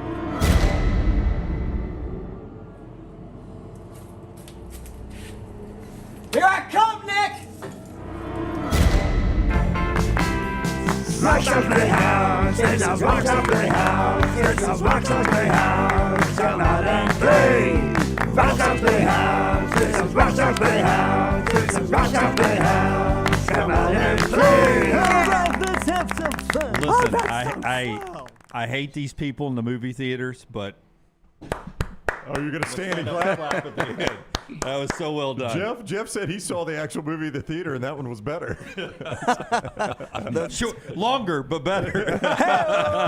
Hey, what do you think Rutgers is going to do this year? Hey. That was really, really good. I loved it, Rockstar. Great work. So many I one-liners. give credit to Lunsford. He's the main man behind it. Him and number 12. Yeah, I will tell you this, though. There was halfway through it, I was thinking to myself two things. One, is there an intermission? And two, how do we get that out? So, could Game Day play that? I mean, that is so well done. Yeah, I mean, if Game Day wants to play it, they sure. Yeah, here's the only problem. I don't know how many people have seen Black Phone. That was the issue. No. Yeah, but I mean, think even I didn't see it, and it's still, you know. It resonated with me. Yeah, but if Black Phone was like a massive, massive hit, I mean, that would be Yeah, that thing would go viral. Yeah. But like, you didn't even have to tell me about Black Phone, and I would have enjoyed me that. too. I know nothing about Black Yeah. Phone, and I got it. It was hilarious. Well, And- so who was the grabber? Was that Lunsford number 12, or was that the old Yellow King? We had I played one grabber, and number Yeah. 12 was the grabber. You can see there's a little bit of a difference. size difference. Yeah, The grabber was getting bigger and there's bigger a- and there's a bigger. continuity problem here. Let's just work it in a little back behind the scenes joke with the old Yellow King. Yeah. Yellow No, he King didn't knows have where that headphones basement on. is, though. He didn't have headphones on. Yeah, he knows where that basement is. He might have rolled somebody in the trunk, too. Any good movie, when you watch it the second time, if you miss some of the great one-liners, the quick Roback ad in there because Ed O's running his advertisement now for them, and then this Mississippi State looking basement. that was ad-libbed. It's a funny line. It is a funny line. Oh, so well done, man. That's number one of the year so far. That's top of the list. Oh, wow. Week 4. That's number one, I want to Rockstar. see if you can beat it, but it's going to be hard to beat that one. That's an Academy Award performance. So one of the best all time from Rockstar and the Playhouse. They're brought to you by Storm Restoration Roofing. When we come back, we'll do trash, and then we'll make our picks all right here on TNR. Call the next round now at 205-734-0923. Going to a big football game? Walking around all day? Then you'll want comfortable shoes. This is Wes McClooney, owner of the New Balance Birmingham store. Score a touchdown with a new pair of ultra-comfortable running or walking shoes. Come to the New Balance Birmingham store. I'm telling you, we'll make sure you have a perfect fit and we'll treat you like the starting QB. Our job is to make sure your feet are happy. Visit the New Balance Birmingham store on Highway 280 next to Chick-fil-A. Your feet will thank you. As summer starts to fade, get ready to welcome the arrival of fall. But hey, it's not just football season making an entrance. In the world of pest, it's fall invader season. Hold on tight because we've got 4 major troublemakers stepping into the spotlight. Box elder bugs, kudzu bugs, ladybugs, and stink bugs. These pests don't just knock, they barge in like they own the place. But fear not, dial up Wayne's Pest Control now, 865-588-6686, and let's show those fall invaders who's boss. Don't let pests crash your party. Take charge today. Hey, Lance Taylor from the next round. You've heard me for years talk about our friends at Bromberg's Jewelers, and we welcome you to stop by and see that great customer service at the Mountain Brook and Summit locations. But we'd also love for you to check out their new online shop. They've got plenty to choose from. Great gifts, big and small. Available online, they've got David Yurman, Tudor watches, select diamond and gemstone jewelry, William Henry, seasonal and favorite giftware items and baby gifts as well. They've even got an online sale section. For more information, brombergs.com. DryTech Water Restoration is a locally owned company that specializes in mold remediation, fire and water damage cleanup, and SteraMist services. DryTech's goal is to provide clients with expert guidance when dealing with any home disaster. DryTech's highly trained specialists are available 24 hours a day, 365 days a year. They will work closely with you and your insurance company to make sure the process is stress-free as possible. Call DryTech today, 205-637-0143. The moment you discover damage to your home, DryTech's team will handle the rest. The wait is over. Tonali has arrived. Beautifully distinctive Italian styling and performance. Come test drive the all-new 2024 Alfa Romeo Tonali plug-in hybrid at Alfa Romeo of Birmingham. The all-new Tonali offers best-in-class horsepower and torque, fastest 0 to 60 times in its class, plus best-in-class range with full electric charge. And best of all, qualified Tonali leasees are eligible for up to $7,500 EV tax credit factored into your lease. Hurry down to Alfa Romeo of Birmingham and experience the all-new Tonali. Hey, Lance Taylor from the next round to tell you about one of our favorite places for breakfast, lunch, and dinner. That is Hamburger Heaven since 1982. Hamburger Heaven has been serving Birmingham's best hamburgers, cheeseburgers, French fries, hand-spun milkshakes, and sandwiches made fresh to order. All of their ingredients are fresh and prepared daily. This includes their beef, always fresh, never frozen, hand-pattied each and every day. For breakfast, lunch, or dinner, visit any of the 4 locations, Highway 280, Irondale, Gardendale, and Homewood.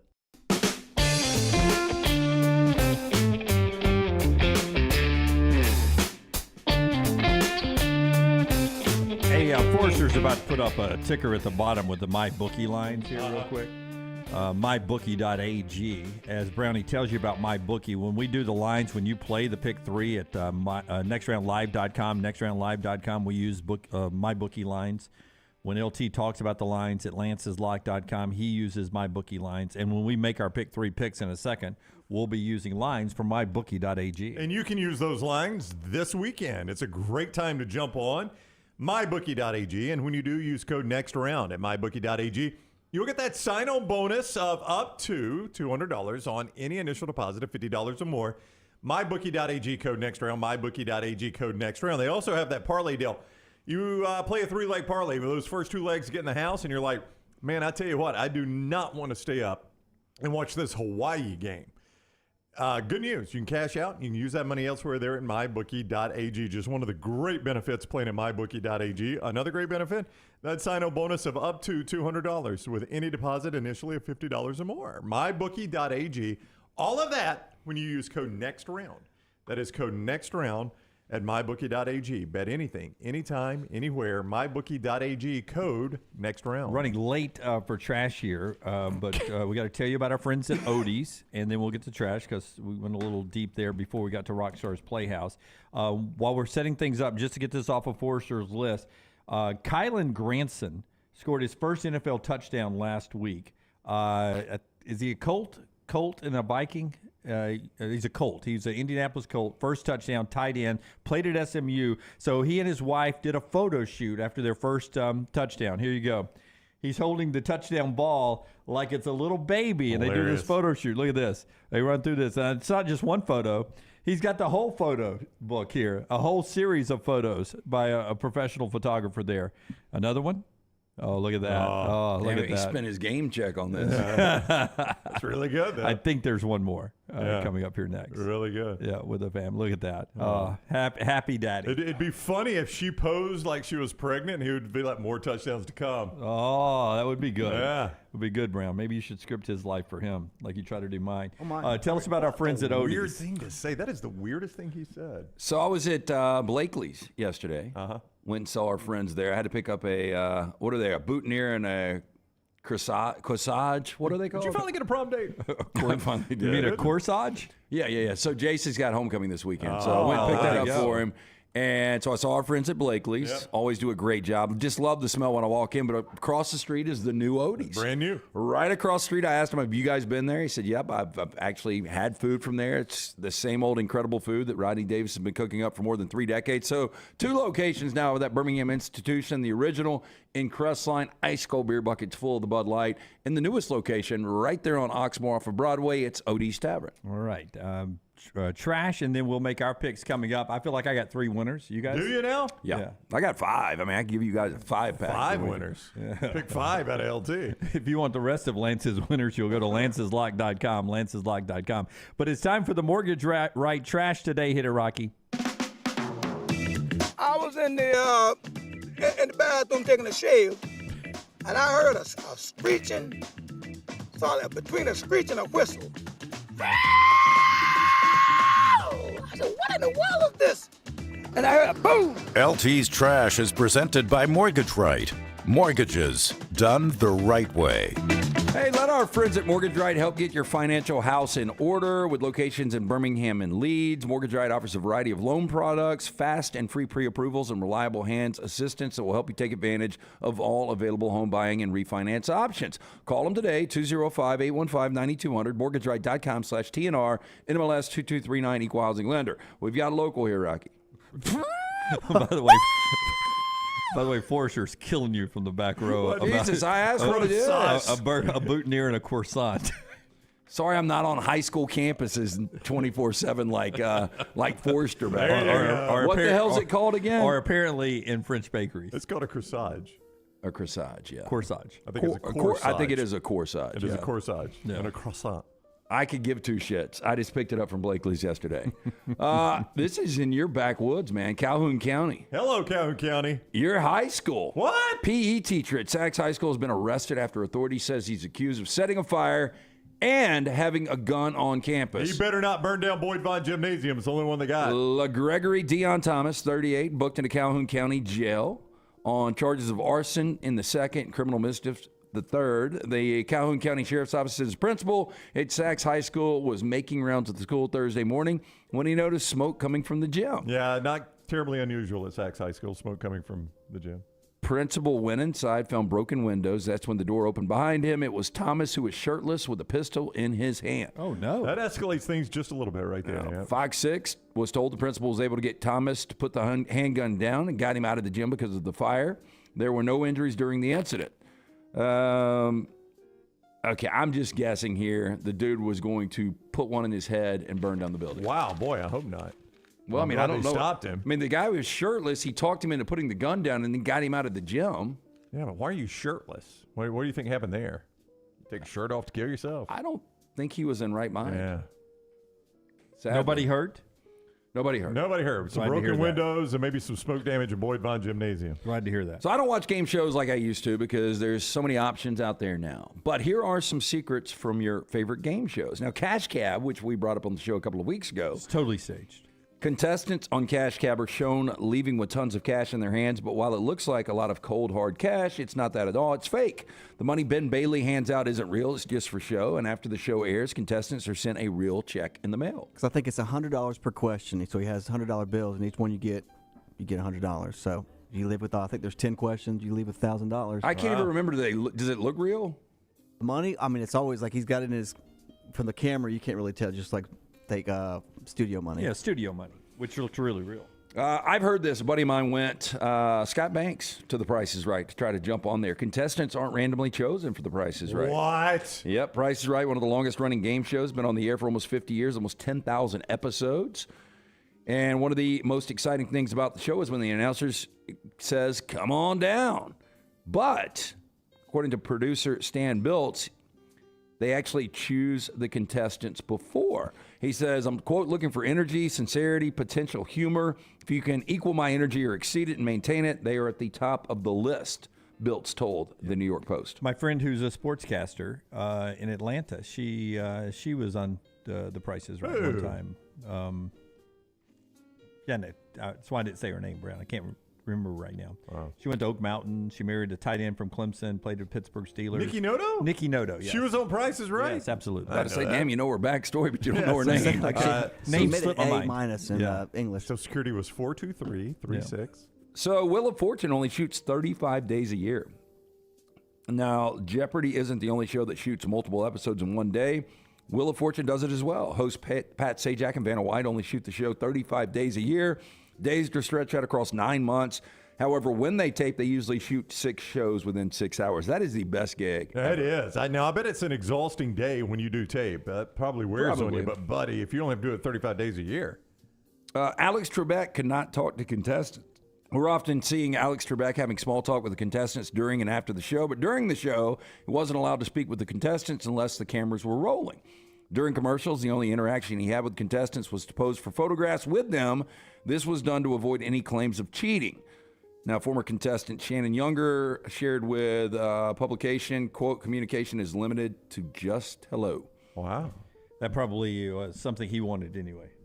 And finally, I don't really want to go talk answering in the form of a question in Jeopardy. The show was actually created to win back public favor with the genre after the 1950s saw game shows giving contestants answers. Yep. Creator Merv Griffin, his wife suggested giving the answers to contestants, and contestants would lose money every time they asked the wrong question, putting them in jeopardy. This is how the name Jeopardy came about. Yeah, because there was a bad scandal early in the TV days. The most popular game show ends up being fake. They were feeding the answers to the guys who were on the show. That's not nice at all. Yeah, that's a quiz show with that's right. Robert Redford. Robert Redford directed. Most laid people in history. Here we go. Simon Cowell claims to have had sex with 2,000 women before settling down. Is that a big number? It seems excessive. These numbers get bigger. Well, look, there's his face. Yeah. I think I'm settling down. Yeah, I think the surprise is here is the women part. I'm going to say you don't get to 2,000 and then quote unquote settle down. I don't think you've ever settled down at that point. Rockstar, I don't see why you had to give me his O-face picture. Oh man, if you see, he's got a little surgery problem or you whatever. think he was very critical afterwards? Yeah. Oh, that was just dreadful. Yeah. That's a no for me, dog. That's a no for me, It's a dog. pass for me, dog. Dustin Diamond, who was Screech, in his deeply strange autobiography, Behind the Bell, the late Dustin Screech Diamond. How did he die, by the way? He had throat cancer or some kind of cancer, but he wasn't like a smoker. It was like something that was Like he got diagnosed and he was dead within 2 months. Well, you remember how Michael Douglas got cancer? Maybe it's the same way Screech got it. Yeah, it could be. He claimed to have sex with 2,000 women, including many extras on Saved by the Bell and a network executive when Diamond was just 15 years old. Gonna say that's a lie. Go ahead. Mick Jagger. I mean, I don't believe any of these, honestly, but especially don't believe that one. I mean, who counts? Oh, I Exactly. believe that's the thing is like, I don't know how they would keep up with it, but I believe Mick Jagger has an estimated 4,000 sexual partners in his time. He once went to a therapist to deal with his sex addiction, and guess what? He banged her too. Yeah. Again, the facial expression. You got problems, son. A facial expression rock star. What are we doing here? Hey, the rumor on Mick though was he was down for I think him and David Bowie kind of hung out. Yeah, for a while. he was down for anything. That's why he went Yeah. sexual partners. Yeah. Yep, that's exactly what it was. That's right. Tom Jones said he slept with 250 women a year at the height of his fame. That's around 5,000. However, he claims the only one he ever loved was his wife, Linda. Oh, thank you, honey. I love you too, baby. Good save. But I mean, for now take that damn sock out of your pants. What a weird sentence that is. Yeah. But I mean, 250 a year for Tom Jones is believable. Isn't he known for stuffing socks in his pants? Yes, and then getting underbreeches thrown at him. The only one he ever loved was his wife.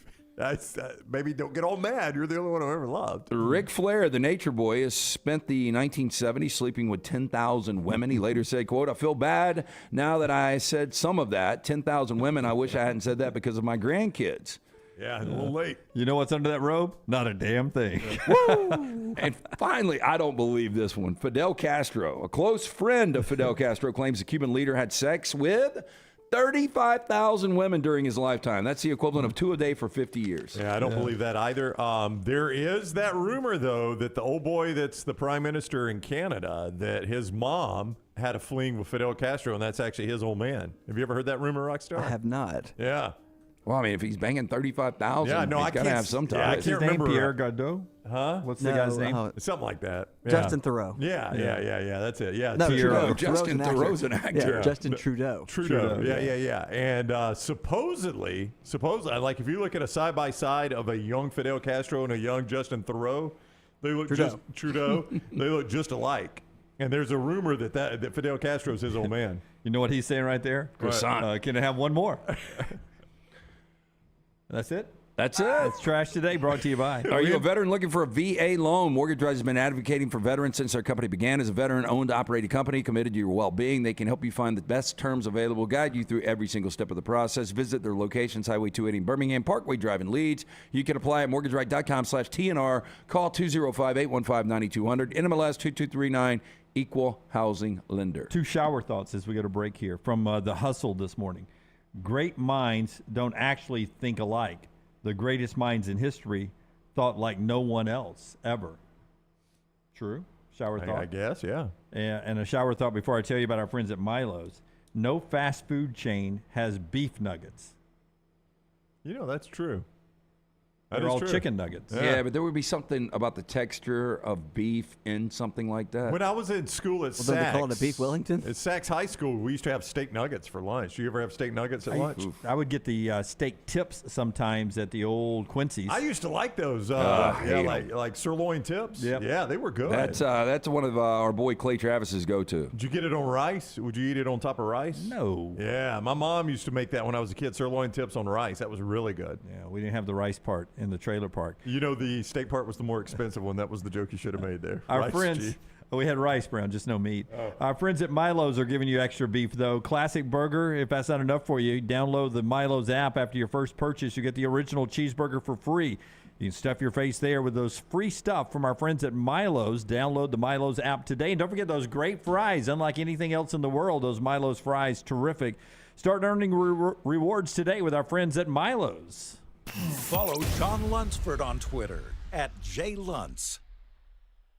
Spring weather is here, and our friends at Hemphill Services are offering a $69 HVAC tune-up plus 10% off any service call when you mention the next round. Call Adam, Chad, and the guys at Hemphill Services. Make sure your HVAC unit is ready to keep up with the changing weather. Hemphill Services, locally owned and operated independent train dealer. The team can service all makes and models. For all of your plumbing, heating, and cooling needs, call Hemphill Services. It's hard to stop a train. 205-229-2090 or hemphillservices.com. That's 205-229-2090, hemphillservices.com. Remember the name Way to Wellness if you're battling weight loss in your life. I'm Jim Dunaway from The Next Round. There was a time I was over 216 pounds until Way to Wellness helped me lose 45 pounds, and now for over 2 years, they've helped me keep that weight off. Here's their website, aplanforme.com, aplanforme.com. That's a great name for a website because there's no cookie-cutter plan. Everything is designed specifically for you. No contract, no sign-up fees, and your first consultation is free at Way to Wellness.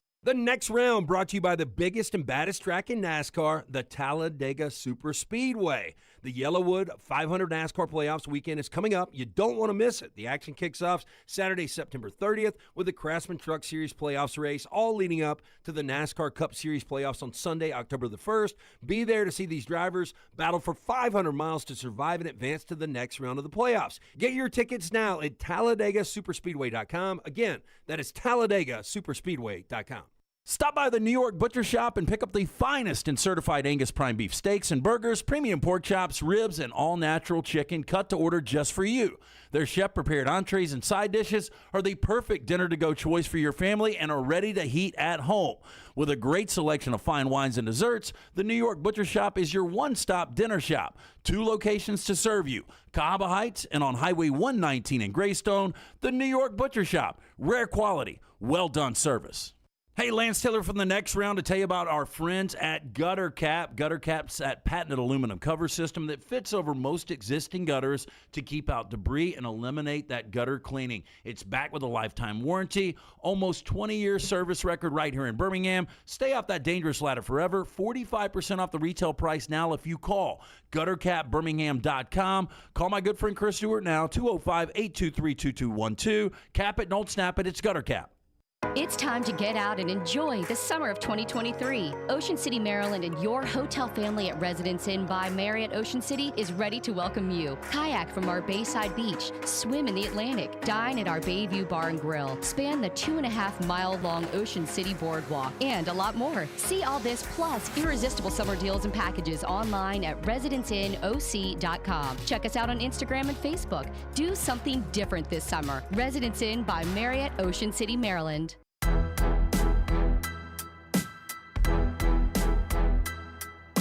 Champy's Chicken, Highway 119 in Alabaster, Sterling. The crew ready for lunch and dinner, date night tonight. If you're in the area, if you want to go by there, great bar there. Megan making the margaritas for you.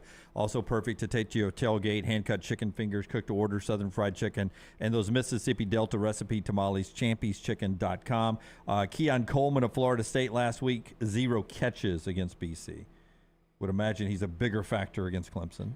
He's got to be. I mean, both of those, Johnny Wilson and Keon Coleman, have got to show up in Death Valley in order for Florida State to win that game. Auburn's playing a defense that give about 374 passing yards to Miami, Texas A&M, but more concerning is Evan Stewart going to be back playing for them. They're going to try to do that. Xavier Legette for South Carolina, an opportunity for him against that Mississippi State team to have a big game tomorrow. If you're playing daily fantasy, maybe Legette's the name to remember. And I saw an over and under at my bookie on 237.5 passing yards for Jackson Dart against Alabama. Over under 237.5.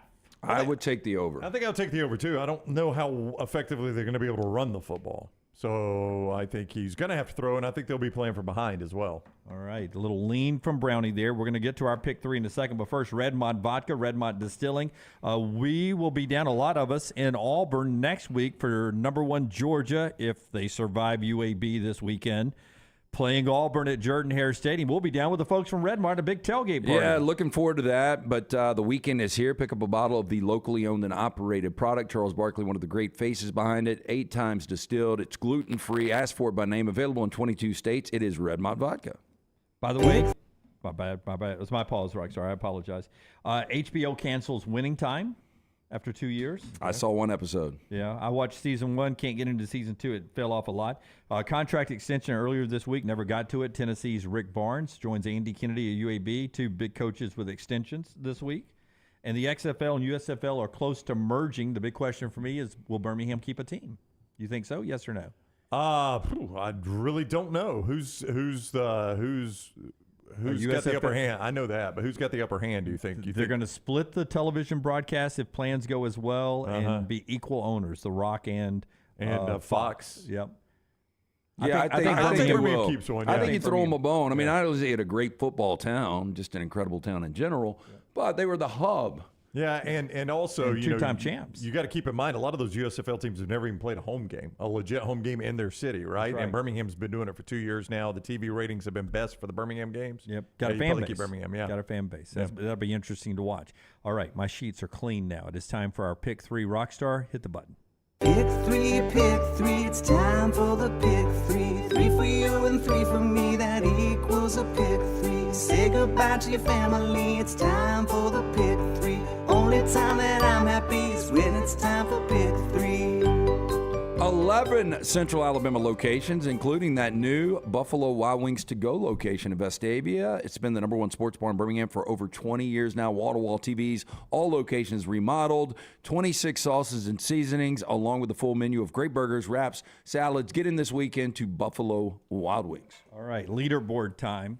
Here's the update. What? Oh, it's so much closer now. You closed It's the gap. embarrassing. So much closer now. So was I 1 and 2 again?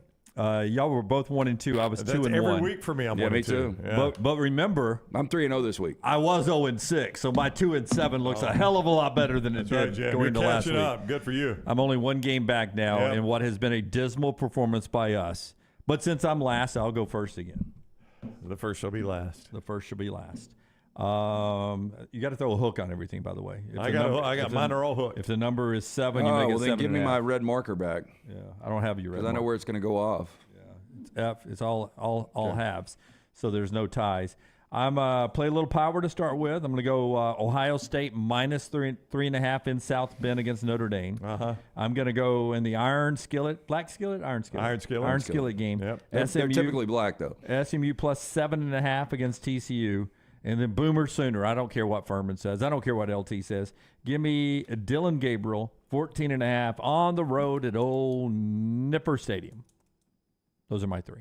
All right. Lance and I are tied, but I'll go ahead and go. Give me South Carolina minus the 6.5 as they play Mississippi State. I like Penn State minus the 14.5 against Iowa in the primetime CBS game. And Arizona State is starting Drew Pine for his first start as an Arizona State Soon Devil.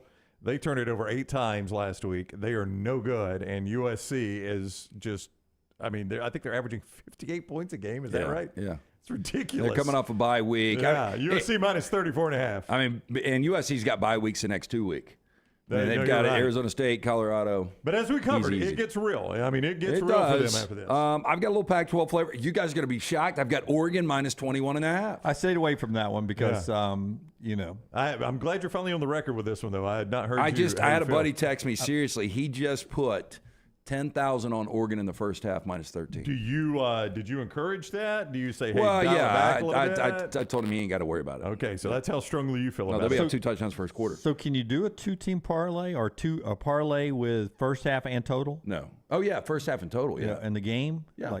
Like can I take Like you take Oregon minus first half? 13 in the first half and then over the 70 for the game. And Can then I take, Oregon. Can I for the take third Oregon leg. minus 13 and then Oregon minus No. 21.5 per game? No, you have to either pick half or okay. Yeah. Now, you might could at mybookie.ag if you want to check it out. Jalen There. Daniels, if you have not seen this kid play, he's legit. And, Furman was on earlier. He's right. Kansas is a better team than Arkansas. Kansas will wake up BYU. And BYU is one of my teams in the Calcutta. We talked about it. Kansas might be the third best team, the best non-Texas or Oklahoma team in the Big 12 this year. Could be. I got a better shot than you on this. I got Ohio State minus 2.5. But you know what? I'll go 3.5. It doesn't matter. Yeah. Doesn't matter. Ohio State wins the game by double digits. I went to my bookie and it was minus 3. Yeah. So I added a hook on it. Yeah, the so- wrong way. It would have benefited me to go to 2.5. Yeah, I just pull it. I think we go 2.5 because people are going to bet it down. Okay, I'll be glad to do that. Okay. So there you go. That's 2.5. 3-0. That's a 3-0 for you right there? But if that's you not want, where you're stopping. So I have got, and I think I'm about to release, I think I've got 11 plays, 8 sides, 3 totals. Love the card tomorrow. Lance'sLock.com. Subscribe before noon, 25% off. When you said, I think I'm about to release, I thought you were going to say my first 10-unit play of the year. I don't think I'm going to go 10 units. What's your highest units? Highest unit possible is 10? Is that the highest yeah, unit possible? Yeah. What's the highest unit you will have in a play this weekend? Well, I might go 10. I mean, how are you not? If you're ever going to go 10, how are you not going 10 on Oregon? Yeah, I might do 10 on Oregon, 10 on Oregon's team total.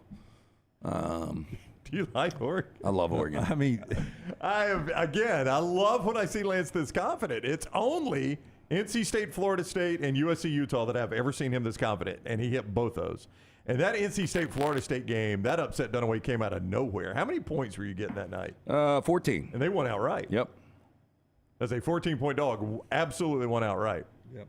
All right, so that's the plays. Remember, until 10 a.m. Central tomorrow, Saturday, lanceslock.com. If you go purchase a 1-month membership, you get 25% off. It is lower than when it launched. That price is lower than it's ever been for a month at lanceslock.com. Is that insider information? No, I was just showing him the bet that the guy played. it's Pritchlaw legit. said Prime's going to be my dad by the end of the year. If Prime wins this game, I will be complete. This will floor me more than any upset out there in college football this weekend, outside of UAB over Georgia. Hey, don't go anywhere yet. If you've yet to see it, Talk of Champions, 4th episode is out. Tyler Watts walks you through what he thinks Alabama's offensive problems could be, the key to them being good tomorrow against Ole Miss, and a lot of other Alabama conversation. It's the Talk of Champions. You get that at Roll Tide Pods, part of Disrupt the Media. Go over there, like and subscribe, all that. That is coming up without changing anything in about 17 seconds. Until next time, God bless you. God bless America. And remember, 9 a.m. Central tomorrow for our kickoff show on all of our video platforms.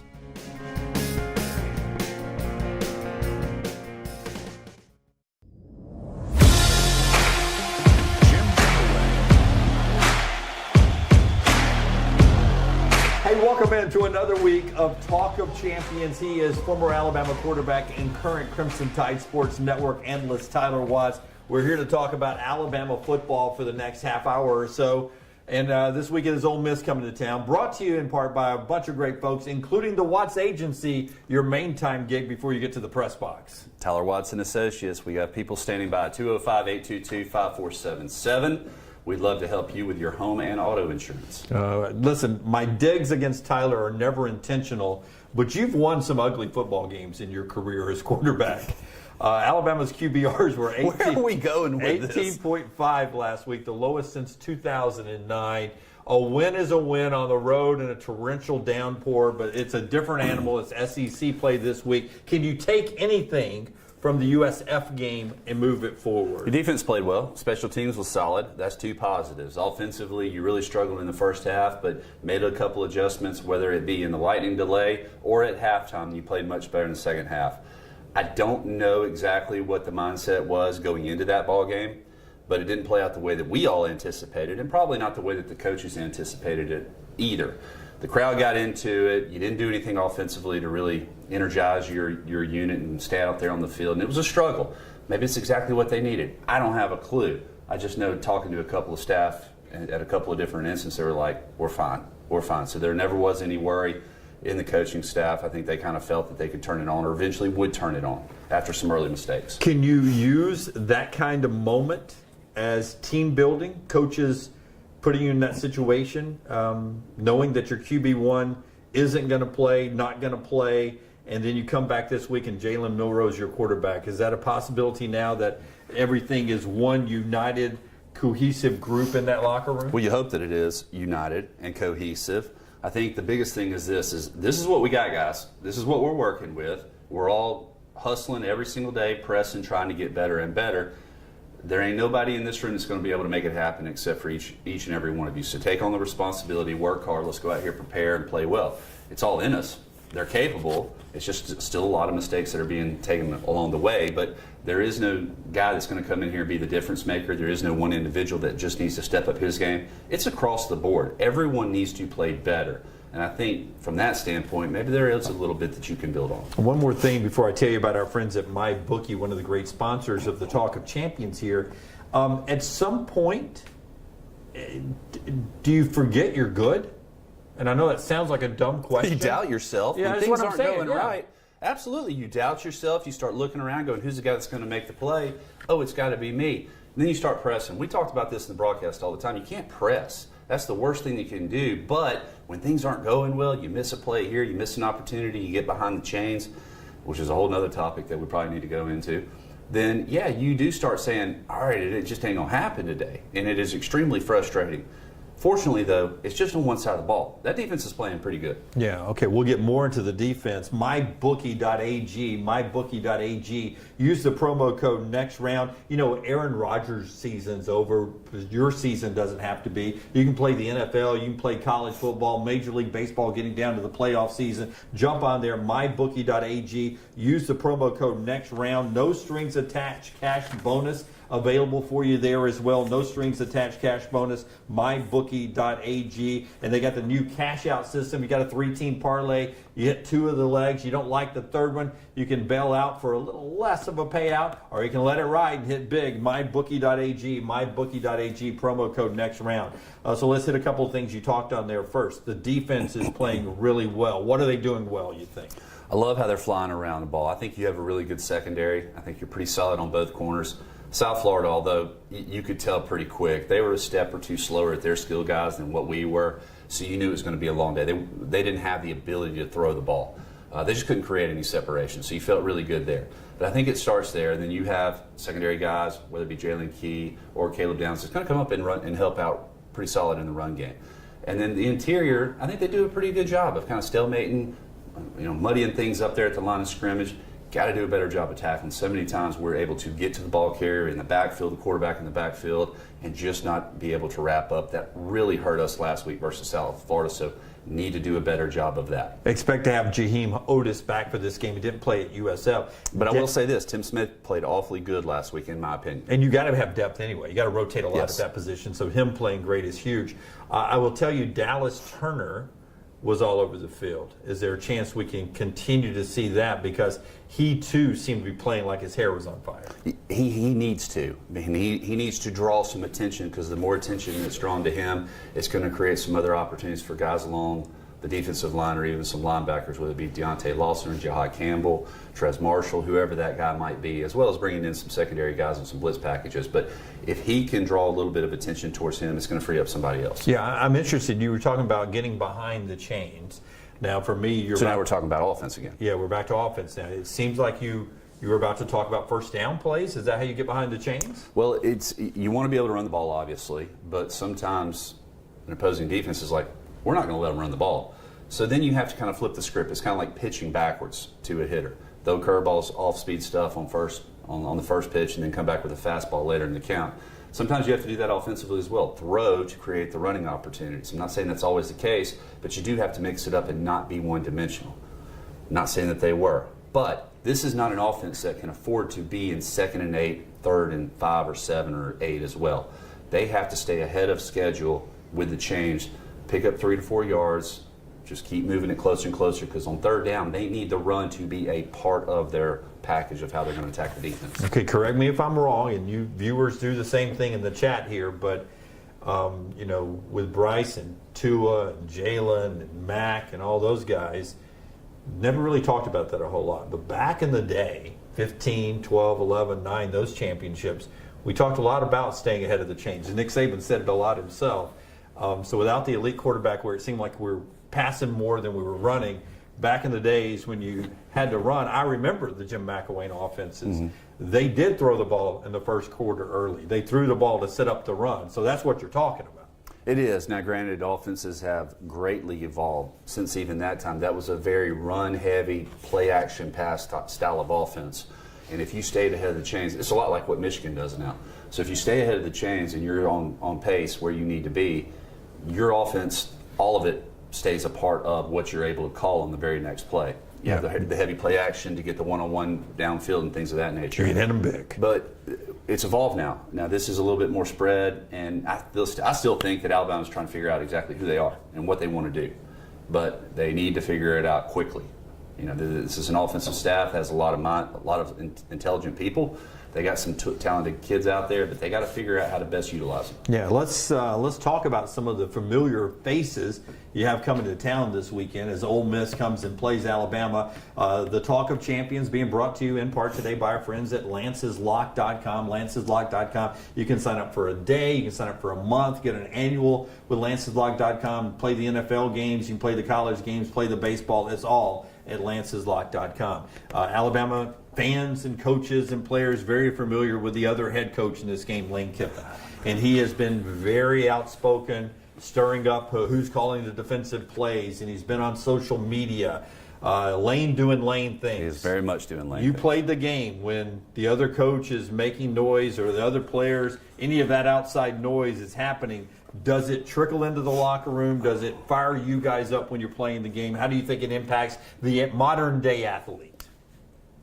I think that everyone responds to it differently. I never gave a rip because I didn't really care what Lane Kiffin thought. I didn't care who was calling the defense as long as we were stopping people. And right now the Alabama defense is doing a pretty good job stopping people, at least the last couple of weeks. There are others who are very much, they use that as fuel.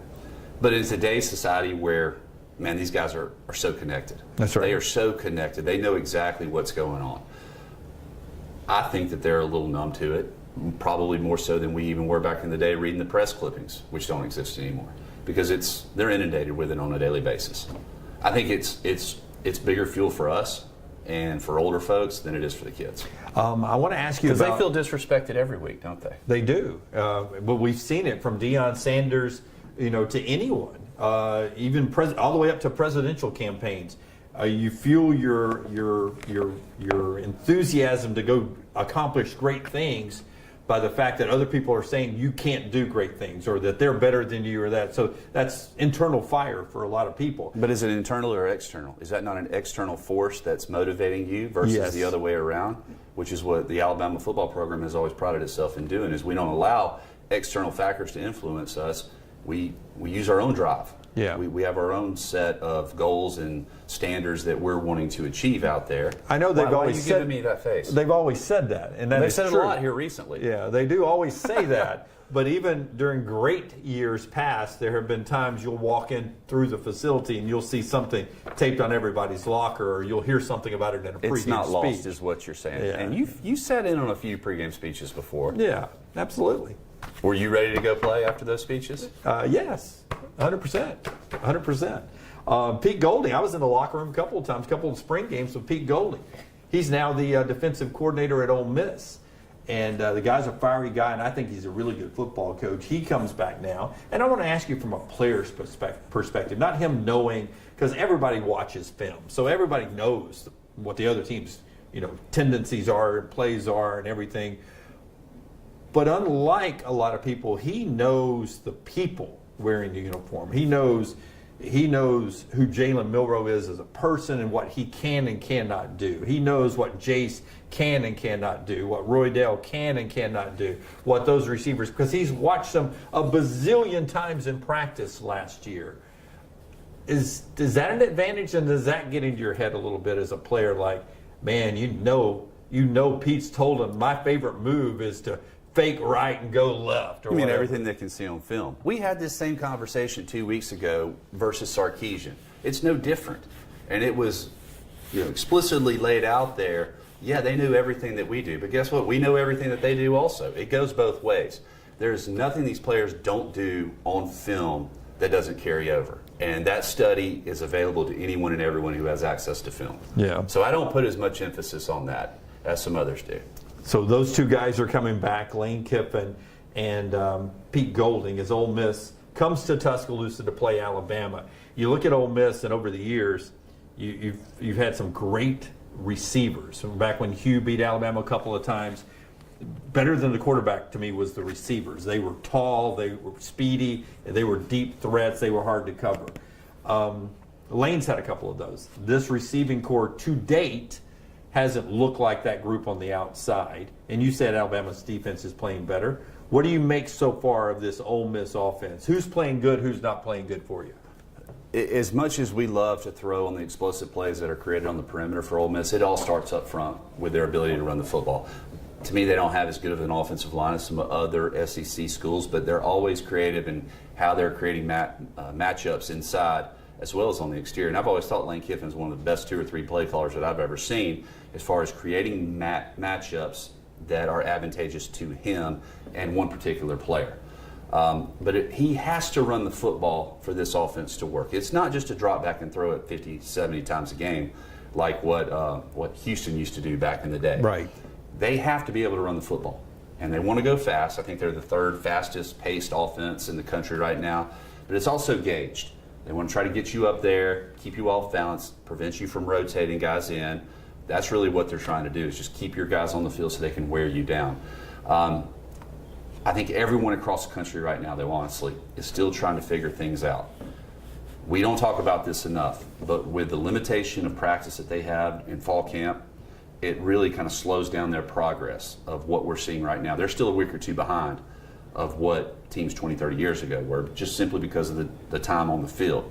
So they're still trying to figure things out and get guys meshed, working together good, and get that chemistry on both sides of the ball. Yeah, and that includes Ole Miss that bring in a ton of portal guys. Yeah. All right, they've got a lot of guys who come in who are transfers. Yeah, if you look at their depth chart here, half the names are highlighted as transfers. I think on the defense alone, they have 6 projected starters who have transferred in the last year.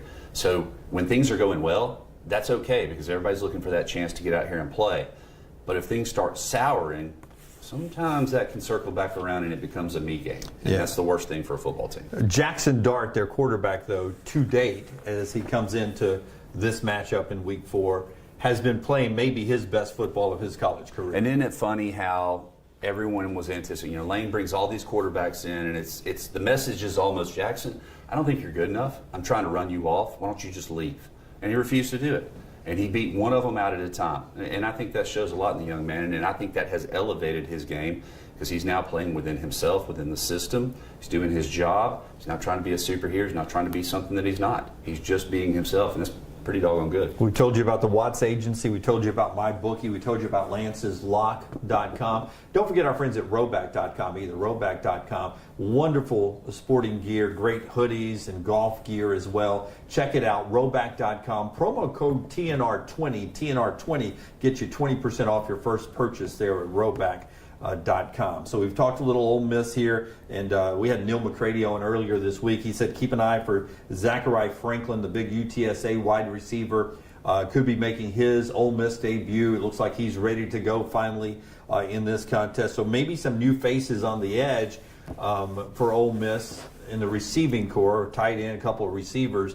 But the running game is not hitting in the same numbers they were this time last year. They're about 2 yards per carry behind. Was 5 yards. Now it's 3 yards per carry. Oh my! What do you think? What are we going to do? What do you think of Quinshon Judkins and that Ulysses Bentley in that running attack? How healthy is Quinshon Judkins going to be? We saw that he was a handful for Alabama, and he came on strong throughout the course of the year last season. But Tulane is a team that they held their own versus Ole Miss in the trenches. They did a really nice job. So if Ole Miss is not more physical than Tulane, and maybe that's just a compliment to Tulane, how good they are. But maybe this is an advantage to Alabama where they can stop the run with only committing 5 or 6 guys in the box, because that really frees things up on the outside. And one thing, though, about this Lane Kiffin offense, you always have to account for the quarterback. He is not just a handed-off guy and then neck it out the backside to try to keep you. He is a threat. And while they don't want to use him as that true running threat, he's not scared to run it down or pull the ball down and be able to lower his shoulder if needed as well. He ran over a dude against Georgia Tech here last week down the goal line to get a touchdown. So he's not a guy that's unwilling to take on some physical, beat-ups or whatever to be a part of this offense. Yeah, he'll take a tough little guy in Jackson Dart there for that Ole Miss offense. For Alabama, the offensive line was without Tyler Booker last week, and everyone saw a couple of sacks given up by Caden Proctor. Having Tyler Booker back at left guard helps the left tackle, right? Having that experience, I would assume that Booker's almost like a cheat code for him. If we were getting beat inside constantly, then yeah, I would say that that's a little bit more beneficial. I know that Coach Saban had mentioned the communication was important. Tyler Booker really helped Caden out on the communication aspect of it, but I think we need a little bit more help with tight ends or running backs or somebody when Caden's in a one-on-one situation there on the left tackle position. He's a big guy. I think he has a huge ceiling of what he can potentially be, but right now he's just getting beat real bad by that speed rush. And last week was that was an unfair advantage also for South Florida, believe it or not, because they were pulling in a defensive back, and that's who was speed rushing against him. And the dude was 150 pounds lighter. Of course he's going to be able to run around him. And they brought some unique little pressure packages that kind of confused us up front, confused the secondary, confused the tight ends as well in their blocking scheme. So it was kind of across the board. Hopefully this week we can just kind of simplify things just a little bit more, and then hopefully take that next step to provide that protection that we need. At some point, do you plan a tight end out there to help? It does not hurt, or at least to have a running back, somebody that's going to chip off the edge before they go out into pass in a pass route. There's a lot of things that you can do offensively, and I think that Alabama probably is looking at every opportunity available. Yeah, interesting. Tight ends are, you have this is one of the, I think this is an advantage that Alabama can continue to build upon. Yeah, talk about Dupree and Niblack. Robbie Oots and C.J. Dupree are the two guys that you can go in that can really shore up the protection aspect of it, but are still a big enough threat in the passing game that you can create some mismatches. Because if Ole Miss gets heavy because of our heavier package, then we spread them out and we run them on routes. But if they want to stay lighter, hey, just sit in there and pound the ball. Let's just run it down their throat if at all possible. Niblack is probably your best weapon on the edge as far as a wide receiver, because he's such a mismatch against linebackers and safeties. And you don't necessarily want to put him any further out there because you don't want him against a cornerback. But he's probably your best receiver in the bunch. But you give up a little blocking. You give up a lot. You give up a lot in his ability to block. Okay, I try not to focus too much on the negative, but we joke on the show all the time that Brown. You always focus on the negative. I know Brown is a cup half full kind of guy. I'm a hole in my cup kind of guy. I don't even hold it half full. The running backs have got to be better at picking up blocks. They've got to be better at blocking. You know what, on pressure coming. Jim, they're seniors. They are what they are. Yeah. I mean, they can give you the effort, but if they're in the right place and they're getting beat, they are what they are. And you just have to kind of. So what you're telling me is quarterback has to move around, or maybe they have to tack a little bit harder and get up in the line of scrimmage. But there's been plenty of times when they've flat been run over. Yeah. So you're telling me that there are certain running backs who take great pride in being physical and picking up blitzes and protecting the quarterback, and then there are some who want to run the ball and catch the ball and are not as physical. There's so much of football is just about your heart and your want to. Yeah. I mean, so much of it is, because it doesn't ultimately matter how big or fast you are. It's you're going to get out there and mix it up. They need to improve upon that. Yeah. They need to improve upon that. Otherwise, they're going to find themselves not in the game in passing situations. And guess what that is? That's a tip. Got it? He's not in. That means they're throwing the ball. This is a Jim comment, not a Tyler comment. This is a Jim comment.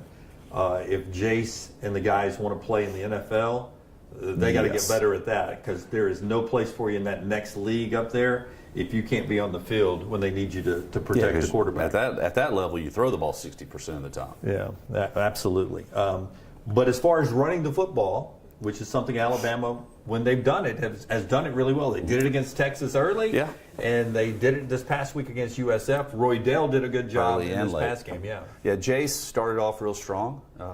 Hit a couple of good chunk plays early on that first drive, and then kind of bogged down. But there was a lot more issues, and we always just look at, well, my goodness, he's not any good of a running back, because look at the yardage that we're picking up. Y'all, it's so much more that's going on. Your inability to throw the ball deep, push them back off of your heels, that has something to do with it. The blocking schemes up front, the blocking ability up front, not opening up lanes, that has some of it to do with it. But Roydell, they stuck with it, though, and that's the key. You have to stick with it and almost be stubborn in your attempts to run the ball and just impose your will, because eventually in the fourth quarter, that paid dividends. Right. As Roydell really took over the game and started hitting some 8, 10, 12-yard chunk plays, so to speak. Yeah.